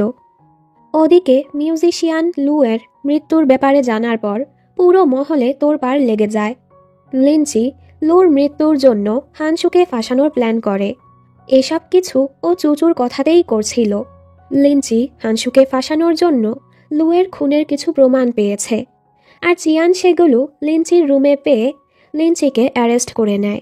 চিয়ানও জানে লিনচি লুকে খুন করেনি। চিয়ান ওকে বাঁচাতেই ওকে জেলে ঢুকিয়ে দেয়। লিনচি ভেবেছে চুচু ওর বেস্ট ফ্রেন্ড, চুচু ওকে বাঁচাতে আসবে, কিন্তু চুচু তো উল্টো লিনচির মৃত্যুর আদেশ দিয়ে দেয়, যেন ওর নামটা না আসে। চিয়ান লিনচির সাথে দেখা করে বলে, আমি তোমাকে মারতে চাই না, তুমি এই গোল্ডেন পাসটা রাখো আর সুয়ানহু শহরে চলে যাও। চিয়ান এজন্য এটা করছিল কারণ ওর লেখা কাহিনী মতো যদি লিনচি মারা যায় তাহলে এর এন্ডিংটাও ওর লেখার কাহিনীর মতোই হবে, আর শেষে হানসু মারা যাবে। চিয়ান বলে, সুয়ানহু শহরে তোমার থাকার ব্যবস্থা করে দিয়েছি, তুমি আর এখানে ফিরে এসো না। লিনচির তো অনেক রাগ হয়। পরদিন চিয়ানের লোকেরা লিনচিকে হুইওয়ান শহরের শেষ মাথায় ছাড়তে আসে। তখনই চুচুর লোকেরা এসে লিনচিকে মারার চেষ্টা করে। লিনচি দেখে ফেলে এরা চুচুর লোক। লিনচি বাঁচার জন্য অনেক চেষ্টা করে, তবে শেষে ওরা লিনচিকে মেরে দেয়। অন্যদিকে চিয়ান আর হানসু তো একসাথে অনেক খুশি ছিল, অনেক প্রেমও করছিল। তখনই ওরা লিনচির মৃত্যুর খবর পায়। চিয়ান খুবই চিন্তায় পড়ে যায়। লিনচি মারা গিয়েছে, এর মানে হানসুও মারা যাবে। চিয়ান জলদি স্টোরি টেলারদের কাছ থেকে কিছু পরামর্শ নিতে যায়। চিয়ান ভাবে, আমি যেভাবেই হোক হানসুকে বাঁচাবো, এর জন্য হানসুর সামনে আমাকে খারাপই হতে হোক না কেন। চিয়ান হানসুকে বাঁচানোর জন্য প্ল্যান করতে থাকে। পরের দৃশ্যে হঠাৎ করে সুমু গায়েব হয়ে যায়। সবাই বলাবলি করছিল সুমুকে শেষবার হানসুর সাথেই দেখা গিয়েছে, হয়তো হানসুই সুমুকে মেরে দিয়েছে। হানসু চিয়ানকে বলে, তুমি তো আমাকে বিশ্বাস করো। ওর চিয়ানের উপর পুরো বিশ্বাস, চিয়ান ওকে সন্দেহও করবে না। কিন্তু চিয়ান সবার কথা শুনে হানসুকে জেলে ঢুকিয়ে দেয়। পেইহ্যাং এসে বলে, চিয়ান তোমার জন্য ডিভোর্স লেটার পাঠিয়েছে, ও আর তোমাকে চায় না। সুমুকে মারার অপরাধে তুমি সুয়ানহু শহরেও যেতে পারবে না, আর হুইওয়ান শহরেও থাকতে পারবে না। তোমাকে অচেনা এক জায়গায় পাঠানো হবে। হানসুর মনটা ভেঙে চুরমার হয়ে যায়। অনেক অনুরোধ করে ও চিয়ানের সাথে দেখা করে আর জিজ্ঞেস করে, আমার সাথে এমনটা কেন করছো? চিয়ান বলে, তুমি অনেক বোরিং, আমি তো তোমার সাথে ভালোবাসার নাটক করেছিলাম। শুরু থেকেই আমি তোমার উদ্দেশ্যটা জানতাম। চুচুকে বিয়ে করতে চেয়েছ, ড্রাগন বোন পেতে চেয়েছ, আর আমাদের শহরটাকে দখল করতে চেয়েছ। কিন্তু আমি তোমাকে বিয়ে করে তোমার প্ল্যান ভেস্তে দিয়েছি। আমি তোমাকে এজন্য ড্রাগন বোন দিয়েছি যেন তুমি আমাকে বিশ্বাস করো। তুমি আমার ভালোবাসায় এতটাই পাগল হয়ে যাও যে তুমি আমার সব কথা শোনো, আর দেখো তুমি তেমনটাই করেছ। আমি তো ভেবেছিলাম তুমি একটা বাঘ, আসলে তুমি একটা বেড়াল। তোমাকে এখন আর আমার দরকার নেই। হানসু বলে, এর মানে তুমি আমাকে হস্টেজ বানাতে এসব করেছ? তোমার মনে কি আমার জন্য একটুও জায়গা নেই? চিয়ান বলে, আমি কখনোই তোমাকে পছন্দ করিনি, আমি আমার দেশকে বাঁচাতেই এসব করেছি। এই বলে ও হানসুর দেয়া ভালোবাসার উপহারটাও ভেঙে ফেলে। কষ্টে হানসুর বুকটা ফেটে যায়। তাহলে ও সব কিছু নাটক ছিল? ও রেগে ওই ব্রেসলেটটা খুলে ফেলে, যেটা খুলতে গিয়ে ওর অনেক কষ্ট হচ্ছিল। হানসু বলে, আমি ভেবেছিলাম তুমি কাঁটাযুক্ত একটা গোলাপ, কিন্তু তোমার ভেতরে শুধু কাঁটাই আর কাঁটা। হানসুকে এতটা কষ্ট পেয়ে যেতে দেখে চিয়ানও কাঁদে, কিন্তু ও তো এসব কিছু হানসুকে বাঁচানোর জন্যই করছিল। পরদিন হানসুকে জঙ্গলের রাস্তা দিয়ে অচেনা জায়গায় পাঠানো হচ্ছিল। চিয়ান হানসুর জন্য দিন রাত কাঁদতে থাকে। অন্যদিকে আমাদের লিনচিকে দেখানো হয়। চিয়ান ওকে যে গোল্ডেন পাসটা দিয়েছিল সেটার কারণে ওর বুকে তীরটা ঢোকেনি, যার ফলে লিনচি বেঁচে গিয়েছে। হানসু যাওয়ার পর থেকে চিয়ানের অবস্থা খুবই খারাপ হয়ে যায়। হানসুর দেয়া উপহারটা ও ভেঙে ফেলেছিল, সেটা আবারও জোড়া লাগিয়ে আগলে রাখে। পেইহ্যাং বলে, হানসু তো চলে গেছে, আমি সব সময় তোমার পাশে থাকব, আমাকে একটা বার সুযোগ দিয়ে দেখো। চিয়ান বলে, আমি হানসুর জায়গা কাউকেই দিতে পারবো না। ওদিকে দেখি সুমু আসলে বেঁচে আছে। ও একজন মিউজিশিয়ান দেখে নিজেকে রাজকুমারীর যোগ্য মনে করে না, তাই ইউয়ানকে বিদায় জানিয়ে চলে যায়। ও ভেবেছে শহর ছেড়ে চলে যাবে। এতদিনে রানীও হুঁশে চলে এসেছে, তবে এখনও অসুস্থ ছিল। অন্যদিকে যে সকল সৈনিকরা হানসুকে নিয়ে যাচ্ছিল তারা সবাই খাবার খেতে এক জায়গায় থামে। তখনই চুচু হানসুর সাথে দেখা করতে আসে আর বলে, এখন তো তুমি বুঝতে পেরেছ চিয়ান তোমাকে ভালোবাসে না, শুধু ব্যবহার করেছে। ব্যবহার শেষে তোমাকে ছুঁড়ে ফেলে দিয়েছে। আমার সাথে হাত মিলিয়ে নাও। আমার কাছে আর্মিদের নিয়ন্ত্রণ আছে, তোমার কাছেও তোমার লোক আছে। দুজন একসাথে অবশ্যই ওই চিয়ানকে নিচে নামাতে পারবো। হানসু কিছুক্ষণ ভেবে বলে, এক শর্তে তোমার কথা মানব। হুইওয়ান শহরের পেট্রোলিয়াম মাইনটা আমাদেরকে দিতে হবে। চুচু বলে, একবার আমাকে সিটি ওনার হতে দাও, এরপর পেট্রোলিয়াম মাইনও তোমার হয়ে যাবে। রাতের বেলা হানসু চুচুর সাথে লুকিয়ে লুকিয়ে হুইওয়ান শহরে ঢোকে। হানসু এখন যেভাবেই হোক চিয়ানের থেকে প্রতিশোধ নিতে চাচ্ছিল। হানসু চুচুর সাথে চুচুর মহলে আসে। ওরা প্ল্যান করছিল কিভাবে শহরটাকে দখল করবে। এদিকে চিয়ান হানসুকে মিস করে অনেক ড্রিঙ্ক করছিল। তখনই পেইহ্যাং আসে। চিয়ান মাতাল হয়ে ওকে হানসু ভাবছিল আর বলে, আমি তোমাকে মিথ্যে বলেছিলাম যে আমি তোমাকে পছন্দ করি না, আমি শুধু তোমার সাথেই থাকতে চাই। এসব বলেই ও বেহুশ হয়ে যায়।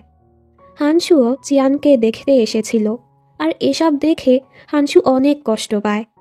বাইজি বলে, এখানে আর কিছুই বেঁচে নেই, চলুন আমরা হামলা শুরু করি। ওদিকে রানী বলে, হানসুকে ডিভোর্স দিয়ে তাড়ানোর পর চিয়ান যেহেতু এতটাই কষ্ট পাচ্ছে, ও কেন হানসুকে ডিভোর্স দিল? আমি দিন দিন অসুস্থ হয়ে পড়ছি, চিয়ানও নিজের হুঁশে নেই। তাহলে আমি চুচুকেই সকল দায়িত্ব দিব। আমার সাথে ভালো না থাকলেও দেশের মানুষের ভালো করলেই হবে। তখনই খবর আসে মহলে হামলা হয়ে গেছে। রানী বুঝতে পারে এই কাজ চুচু করেছে। পরদিন চিয়ান ঘুম থেকে উঠে হানসুকে দেখে অবাক। হানসুর লোকেরা ওর পুরো মহল ঘিরে ফেলেছে। চিয়ান বলে, দেখো আমি ও সব কিছু তোমার ভালোর জন্যই করেছি, তুমি আমাকে বিশ্বাস করবে? হানসু বলে, নাটক বন্ধ করো। আমি তো ভেবেছিলাম আমাকে ছাড়ার পর তুমি অনেক কষ্টে আছো, কান্না করছো, কিন্তু না, তুমি তো খুবই মজায় আছো। আর আমি বোকা, প্রতিটা মুহূর্ত তোমাকে কতটা মিস করেছি। এর সাথে ও চিয়ানকে একটা বক্স দেয়। চিয়ান বলে, এগুলোর ভেতরে কি বিষ? হানসু বলে, না, মধুর পানি, তবে একটার ভেতরে বিষও থাকতে পারে। তুমি তো জানোই রানীর শরীর কতটা খারাপ। তোমাকে প্রতিদিন এই বক্স থেকে একটি করে মিশ্রণ খেতে হবে। তুমি এমনটা না করলে রানীকেও ঔষধ দেয়া হবে না। এই শুনে চিয়ান জলদি একটি খেয়ে নেয়। ওদিকে আর্মিরা এখন পুরো শহর দখল করছিল। লোকজন শহর থেকে পালানোর চেষ্টা করে। তখনই আর্মিরা সদর গেট লাগিয়ে দেয়। সুমু চাইলেই পালাতে পারত, তবে ওর রাজকুমারী ইউয়ানের জন্য চিন্তা হচ্ছিল, আর ছুটে ইউয়ানের কাছে চলে আসে, কারণ সুমুও ইউয়ানকে অনেক ভালোবাসে। অন্যদিকে চুচু গিয়ে রানীর আসনে বসে পড়ে। কিছু মিনিস্টার বলছিল, রানী যেহেতু অসুস্থ, তাহলে ক্রাউন প্রিন্সেসের রানীর দায়িত্ব নেয়ার কথা, আপনি না। এগুলো শুনে চুচু তাদেরকে মিনিস্টার পদ থেকে সরিয়ে দেয় আর বলে, যারাই আমার কথা শুনবে না তাদের অবস্থা আরও খারাপ হবে। পেইহ্যাং যখন জানতে পারে চিয়ান হানসুর আন্ডারে, পেইহ্যাং চিয়ানকে বাঁচাতে যায়, তবে হানসু ওকে চিয়ানের কাছেও যেতে দেয় না আর ধাক্কা দিয়ে ফেলে দেয়। চিয়ান এসে এটা দেখে ফেলে আর দৌড়ে পেইহ্যাংয়ের কাছে গিয়ে বলে, ঠিক আছো তুমি? ওদের আবারও কাছাকাছি দেখে হানসুর রাগ হয় আর চিয়ানকে তুলে ভেতরে নিয়ে যায়। এরপর পেইহ্যাংকেও এখান থেকে ধাক্কা দিয়ে বের করে দেয়। পরদিন চিয়ানকে আবারও ওই মিশ্রণ খেতে দেয়া হয়। চিয়ান ভাবে, বাহিরে কি চলছে আমি কিছুই জানি না, তা জানার জন্য তো আমাকে কোনো উপায় বের করতেই হবে। এজন্য চিয়ান একসাথে সকল মিশ্রণ খেয়ে ফেলে। বাইজি জলদি হানসুর কাছে গিয়ে বলে, ম্যাডাম একসাথে লেবুর রস, সয়া সস, মধুর পানি, ভিনেগার সব কিছু খেয়ে ফেলেছে। চিয়ান তো এখানে পেটে ব্যথার অভিনয় করছিল। অনেক ব্যথা হচ্ছে, আমি তো মরেই যাব, দয়া করে আমাকে ডাক্তারের কাছে নিয়ে যাও। হানসু ওর নাটক বুঝতে পারে, এজন্য চিয়ান যেগুলো খেয়েছে হানসুও সেগুলো খেয়ে বলে, আমার তো কিছুই হচ্ছে না, এজন্য এবার তোমার নাটক বন্ধ করো। চিয়ানও নাটক বন্ধ করে বলে, হানসু বিশ্বাস করো, আমি ওসব কিছু তোমার ভালোর জন্যই করেছি, আমি প্রতিদিন তোমাকে অনেক মিস করেছি। তখনই ওর বাসায় মিউজিশিয়ানরা আসতে থাকে। হানসু বলে, দেখাই যাচ্ছে তুমি আমাকে কতটা মিস করেছ। ও তো রেগে চলে যায়। মিউজিশিয়ানদের সাথে পেইহ্যাংও লুকিয়ে লুকিয়ে এসেছে, যেন চিয়ানকে বের করতে পারে। এরপর ওরা বাইজিকে ধোঁকা দিয়ে মহল থেকে বের হয়ে পড়ে। পেইহ্যাং বলে, রানী নিজের মহলে বন্দি, ইউয়ান আর সুমু একসাথে আছে, ওনারা বন্দি, তবে ঠিক আছে। তবে চুচু রানীর জায়গা দখল করে নিয়েছে, যেটা ঠিক না। রাস্তায় ওদের সাথে লিনচির বাটলারের দেখা হয়।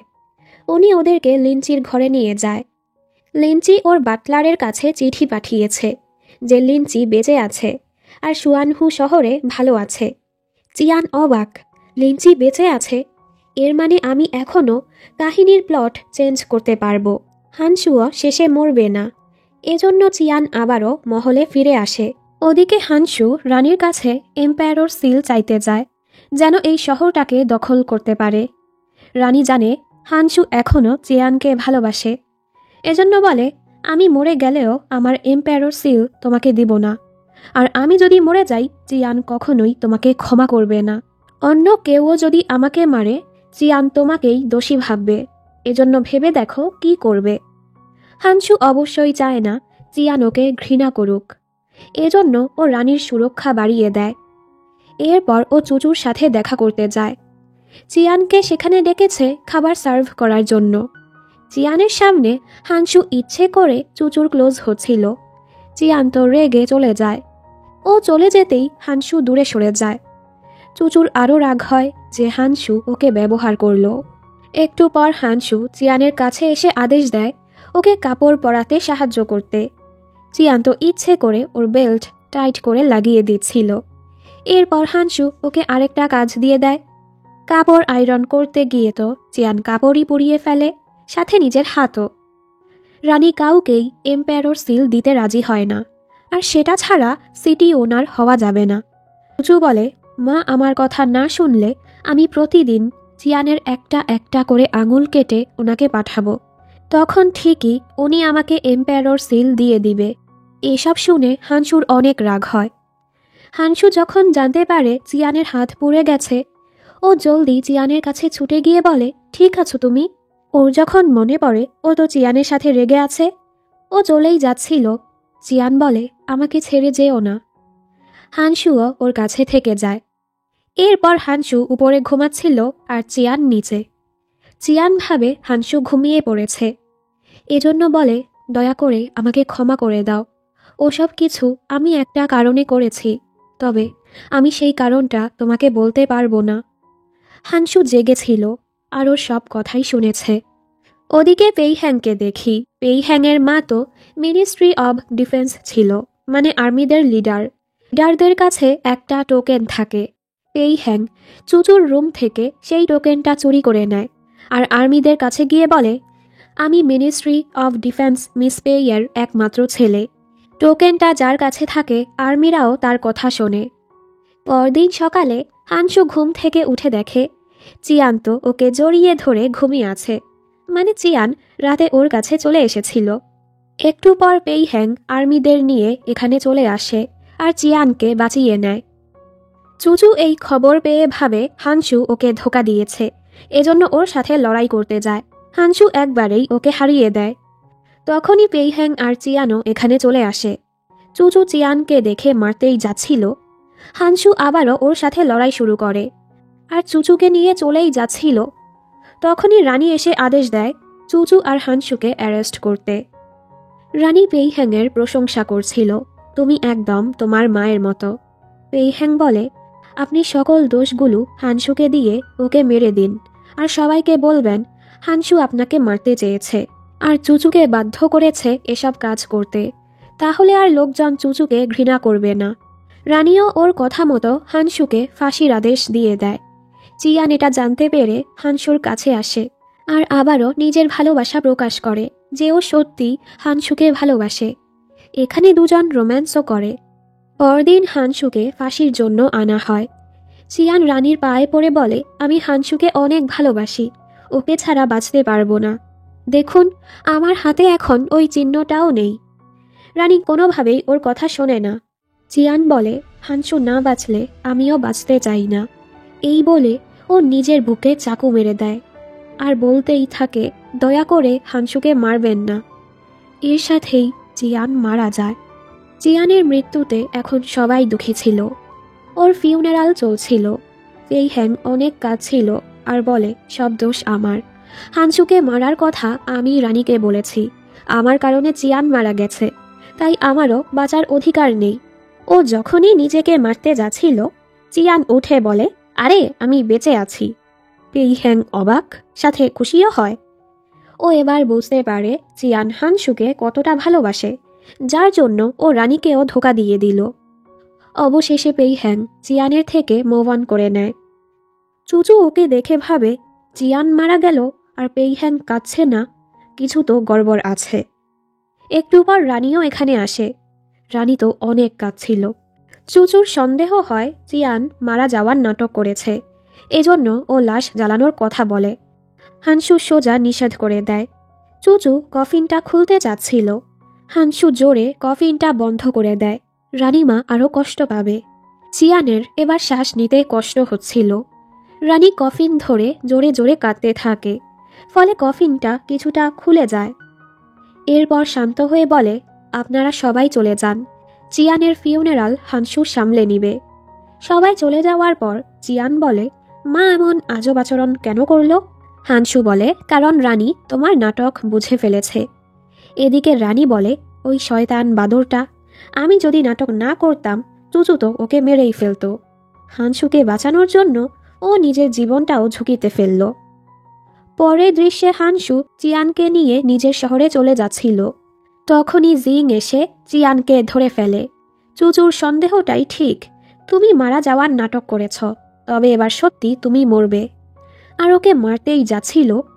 তখনই লিনচি আর ম্যাংয়ের লোকেরা এসে চিয়ানকে বাঁচিয়ে নেয় আর জিংকে বন্দি করে ফেলে।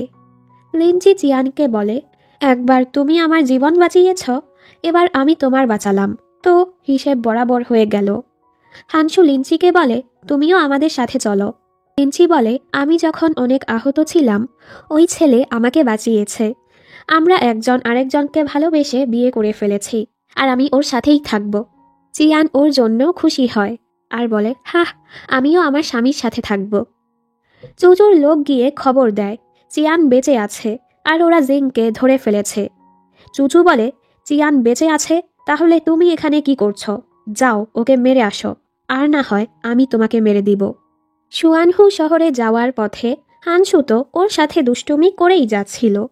ওই রাতের পর আমি শুধু তোমার কথাই ভাবছি। চিয়ান বলে, দুষ্টু কোথাকার, দূরে থাকো। খাবার খাওয়ার জন্য ওরা এক জায়গায় থামে। এখানে ওই তিনজন স্টোরি টেলারকে দেখে চিয়ান অবাক। ওনারা বলে, হানসু আমাদের অনুরোধ করেছে তোমার সাথে সুয়ানহু শহরে চলতে, যেন তুমি বোর না হও, এজন্য আমরাও রাজি হয়ে গেছি। আর হ্যাঁ, তুমি যে কাহিনী লিখেছ সেটা আসলে আমাদের নিয়ে, তাই না? বানানা হলো হানসু, অরেঞ্জ তুমি, আর অ্যাপেল হলো চুচু। চিয়ান অবাক, আপনারা কিভাবে বুঝলেন? ওনারা বলে, তুমি কি অন্য দুনিয়া থেকে এসেছ, আর আমরা কি কোনো কাহিনীর মধ্যে আছি? কারণ তুমি এই কাহিনীটা লিখেছ, তুমি এই শহরের ব্যাপারে ছোটোখাটো সকল তথ্যই জানো, যেটা কেউই জানে না। চিয়ান বলে, এমন কিছুই ভেবে নিন। এই সময় ও দেখে হানসুও ওদের সব কথা শুনে ফেলেছে। হানসু রেগে যায়। চিয়ান জলদি ওর পিছু যায়। চিয়ান বলে, সুয়ানহু শহরে পৌঁছানোর পর আমি তোমাকে এসব কিছু বলতাম। হানসু বলে, এর মানে আমি শুধু কাহিনীর একটা চরিত্র, আসল কোনো মানুষ না। চিয়ান বলে, প্রথমে আমিও এটাই ভেবেছিলাম, তবে পরে বুঝতে পেরেছি প্রতিটা চরিত্রের আলাদা অনুভূতি আছে, আলাদা জীবন আছে, সবাই তাদের মতোই চলছে। হানসু বলে, যেহেতু এটা কাহিনী, কাহিনীটা তো শেষ হবে। কাহিনীর শেষটা তুমি কেমন লিখেছ?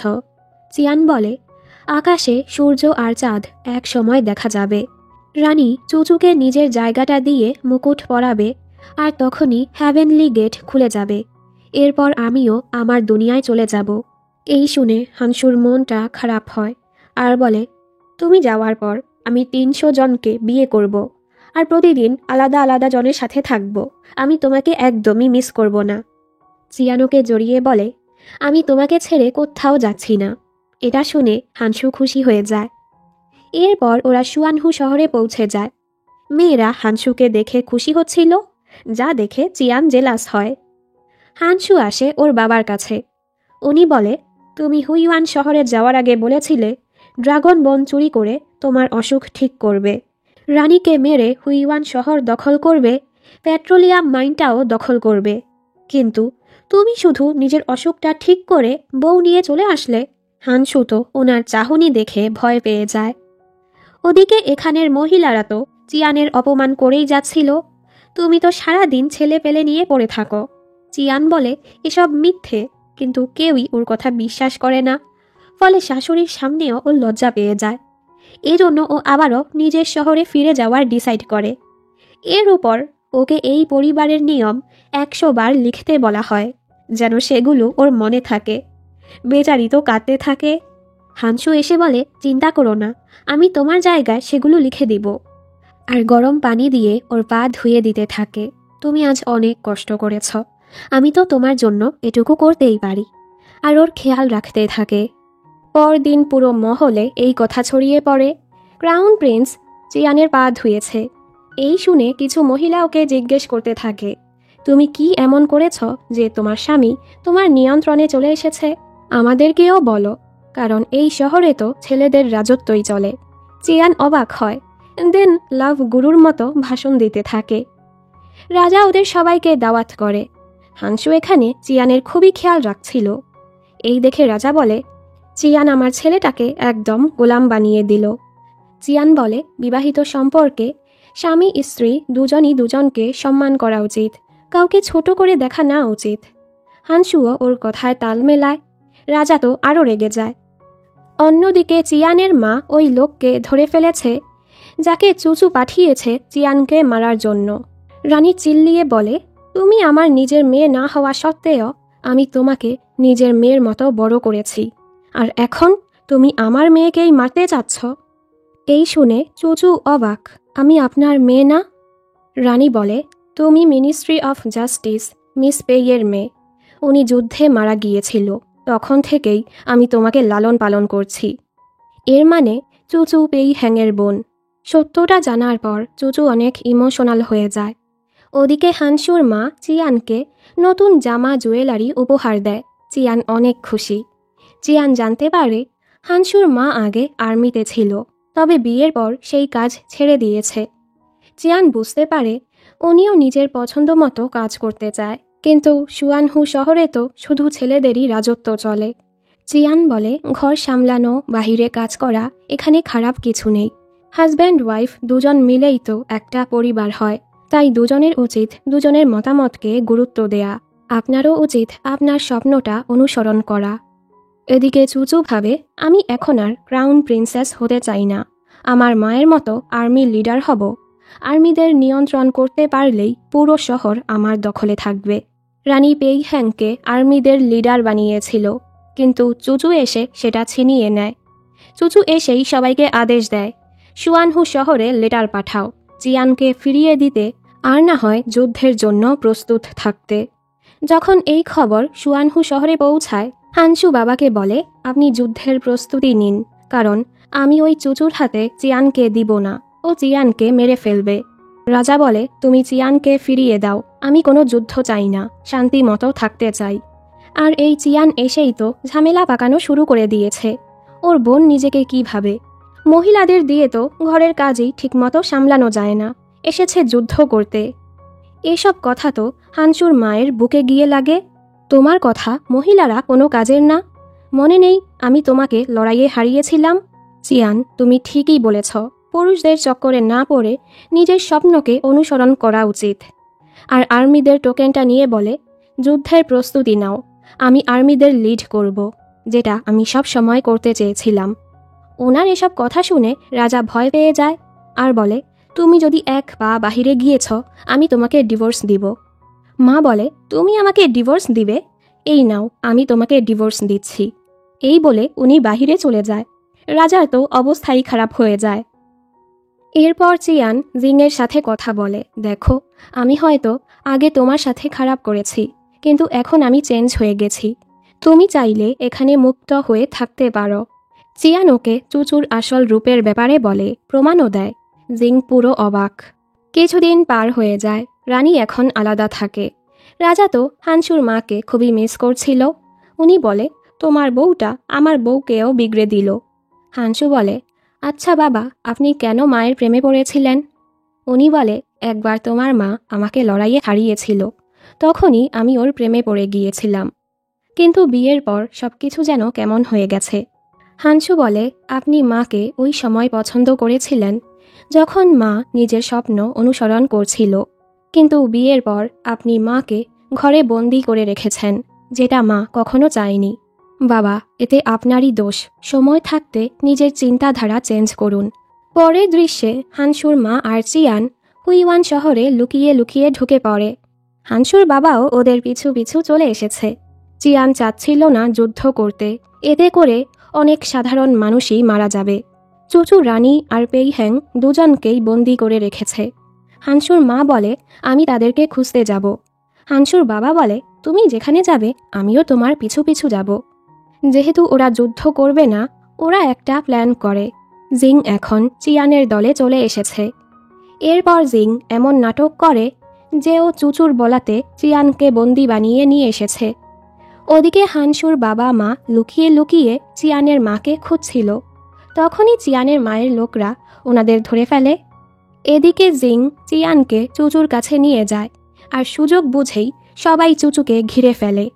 চুচু আর্মিদের বলে চিয়ানকে মেরে দিতে। আর্মিরা এবার বলে, আপনার মা কখনোই এরকম ছিল না, উনি ভালো মনের মানুষ ছিল। এবার সবাই চিয়ানের পক্ষে চলে আসে। এসব দেখে চুচু রেগে চিয়ানকে মারতেই যাচ্ছিল, তখনই সামনে হানসু চলে আসে। ফলে হানসুর বুকে চাকুটা ঢুকে যায়। চিয়ান অনেক কাঁদতে থাকে। চুচুও তো হানসুকে ভালোবাসত। নিজের ভালোবাসাকে মেরে ও নিজেও স্তব্ধ হয়ে যায়। ওকে অ্যারেস্ট করা হয়। এরপর হানসুর চিকিৎসা চলছিল। ওর ফুসফুস খুব বাজেভাবে আহত হয়েছে, যার ফলে ও আর কিছুদিনই বাঁচতে পারবে। এতে সবাই কাঁদতে থাকে। চিয়ান হানসুর সাথে একা ছিল। হানসু বলে, তুমি ভেবো না আমি তোমার কারণে মারা যাচ্ছি, এটা আমার ডিসিশন ছিল। তোমার মনে হয় না এটা বেস্ট এন্ডিং? দেখো, আমি যুদ্ধ থামিয়ে দিয়েছি। হুইওয়ান শহর, সুয়ানহু শহর, দু শহরের লোকই বেঁচে আছে। আমি চাই তুমি হুইওয়ান শহরের রানী হয়ে কাহিনীটা শেষ করো আর নিজের দুনিয়ায় ফিরে যাও। জেগে উঠলে তুমি দেখবে এটা তোমার স্বপ্ন ছিল। চিয়ান তো ওকে ছেড়ে যেতেই চাচ্ছিল না। এরপর চিয়ান হুইওয়ান শহরের নিয়মগুলো চেঞ্জ করে দেয়, নারী পুরুষের সমান অধিকার করে দেয়। রাতের বেলা চিয়ান চুচুর সাথে দেখা করে বলে, তুমি জানো লোকজন কেন তোমাকে পছন্দ করে না? কারণ একজন নেতার কাজ হচ্ছে দেশের প্রজাদের ব্যাপারে চিন্তা করা, কিন্তু তোমার মাঝে ভালো নেতা হওয়ার কোনো গুণ নেই। চুচু বলে, এসব আজেরা কথা। ফ্লাওয়ার পাথ দিয়ে আমি হাঁটলে যদি হেভেনলি গেট খোলে, তাহলে রানী কি আমাকে তার মুকুট দিবে? রানী এসে বলে, তোমরা 3 বোনই সেখানে হাঁটার সুযোগ পাবে। পরদিন সাকসেসর সেরিমনি ছিল। রানী ওদের 3 বোনকে ফ্লাওয়ার পাথে হাঁটতে বলে। যে হাঁটার ফলে হেভেনলি গেট খুলবে, সেই হুইওয়ান শহরের পরের রানী হবে। প্রথমে চুচু হাঁটে। ও হাঁটতেই আকাশে কালো মেঘে ঢেকে যায়। প্রজারা বলতে থাকে, কালো বাতাস, খুবই অশুভ ছায়া। উনি রানী হলে দেশে শুধু অশান্তি নেমে আসবে। চুচুর অনেক রাগ হয়। এরপর ইউয়ান সুমোর সাহায্যে হাঁটে। এতদিনে ও অনেকটাই হাঁটতে শিখেছে। যদিও ওর হাঁটাতে কিছুই হয় না, ও খুশি ছিল যে রানী ওকে এই সুযোগ দিয়েছে। রানী এরপর চিয়ানকে বলে হাঁটতে। চিয়ান চাচ্ছিল না, কারণ হেভেনলি গেট ওপেন হলেই ও চলে যাবে। চিয়ান হানসুকে ছেড়ে যেতে চাচ্ছিল না। তখনই হানসু এসে বলতে থাকে, আমার কাছে আসো, আমার শেষ ইচ্ছে তুমি রানী হবে। এ সময় হানসুর শরীর আরও খারাপ হয়ে যায়। চিয়ান দৌড়ে ওর কাছে যায়। চিয়ান কাঁদতে থাকে, হানসু, আমি তোমাকে ছেড়ে যেতে চাই না। চিয়ান ফ্লাওয়ার পাথে হাঁটার ফলে হেভেনলি গেট খুলে যায়। এ সময় হানসুও মারা যায়, আর চিয়ান আসল দুনিয়ায় ফিরে যায়। চিয়ান জোরে হানসুকে ডাকে। ও আশেপাশে তাকিয়ে দেখে মাত্র কয়েক মিনিটই পার হয়েছে। ও দেখে ওর স্ক্রিপ্ট আগের মতোই আছে। চুচু রানী হবে আর চুচু হানসুকে মেরে দিবে। চিয়ান ভাবে, এর মানে আমি স্বপ্নই দেখেছিলাম। ও অ্যাক্টর হানের ছবি দেখে হানসুকে খুবই মিস করতে থাকে। এই সময় ও খবর পায় অ্যাক্টর হানের অ্যাক্সিডেন্ট হয়ে গেছে। ফুসফুসে আঘাত পাওয়ার ফলে 3 মাস কাজ থেকে বিরতি নিয়েছে। চিয়ান ভাবে, হানসুও তো ফুসফুসে আঘাত পেয়েছিল। চিয়ান দৌড়ে হাসপাতালে যায় হানের সাথে দেখা করতে। হান বলে, আমি যদি পুরনো যুগে থাকতাম পাক্কা মারা যেতাম, কিন্তু এখন উন্নত চিকিৎসার ফলে আমি বাঁচতে পেরেছি। ওর আজব আচরণ দেখে চিয়ান বলে, তুমি হানসু, মনে আছে আমি তোমাকে ড্রাগন বোন খাইয়েছিলাম? হান বলে, দেখো মিস অরেঞ্জ, আমি কোনো হানসু না। আমি তোমাকে বলেছিলাম কাহিনী চেঞ্জ করো, আর না হয় আমি অভিনয় করব না। তাই আমাকে জ্বালানো বন্ধ করো। এসব শুনে চিয়ানও চলে যায়। দেন ভাবে, অরেঞ্জ, এটা তো আমি স্ক্রিপ্টে লিখিনি। এটা শুধু হানসু জানতো যে আমি অরেঞ্জ, ও বানানা, আর চুচু অ্যাপল। ও দৌড়ে ভেতরে আসে। হান বলে, আমার অ্যাক্সিডেন্টের পর আমি আজব এক বড় স্বপ্ন দেখেছি। এরপর আমি শুধু তোমার ব্যাপারেই ভেবে যাচ্ছি। চিয়ান দৌড়ে ওকে জড়িয়ে ধরে। মানে ওরা দুজনই স্বপ্নের মাধ্যমে কাহিনীর ভেতরে গিয়েছিল, আর দুজন সত্যি দুজনকে ভালোবেসে ফেলেছে। এর মাঝে হানের ম্যানেজার রিপোর্টারদের নিয়ে আসছিল আর বলে, অ্যাক্টর হান নিজের কাজের প্রতি এত ডেডিকেটেড, একটু সুস্থ হওয়ার পরই স্ক্রিপ্ট রাইটারকে ডেকে এনেছে। কিন্তু রুমে ঢোকার পর ওদের দুজনকে এভাবে দেখে ম্যানেজার তো লজ্জা পেয়ে যায় আর জলদি সবাইকে নিয়ে চলে যায়। ওরা এসবে পাত্তা দেয় না। দুজন দুজনকে পেয়ে খুবই খুশি। এরপর চিয়ান আবারও নিজের কাহিনীটা চেঞ্জ করে। চিয়ানের সাহায্যে চুচু ভালো একজন রানী হবে। হানসু আর চিয়ানও একসাথে হাসি খুশি জীবনযাপন করবে।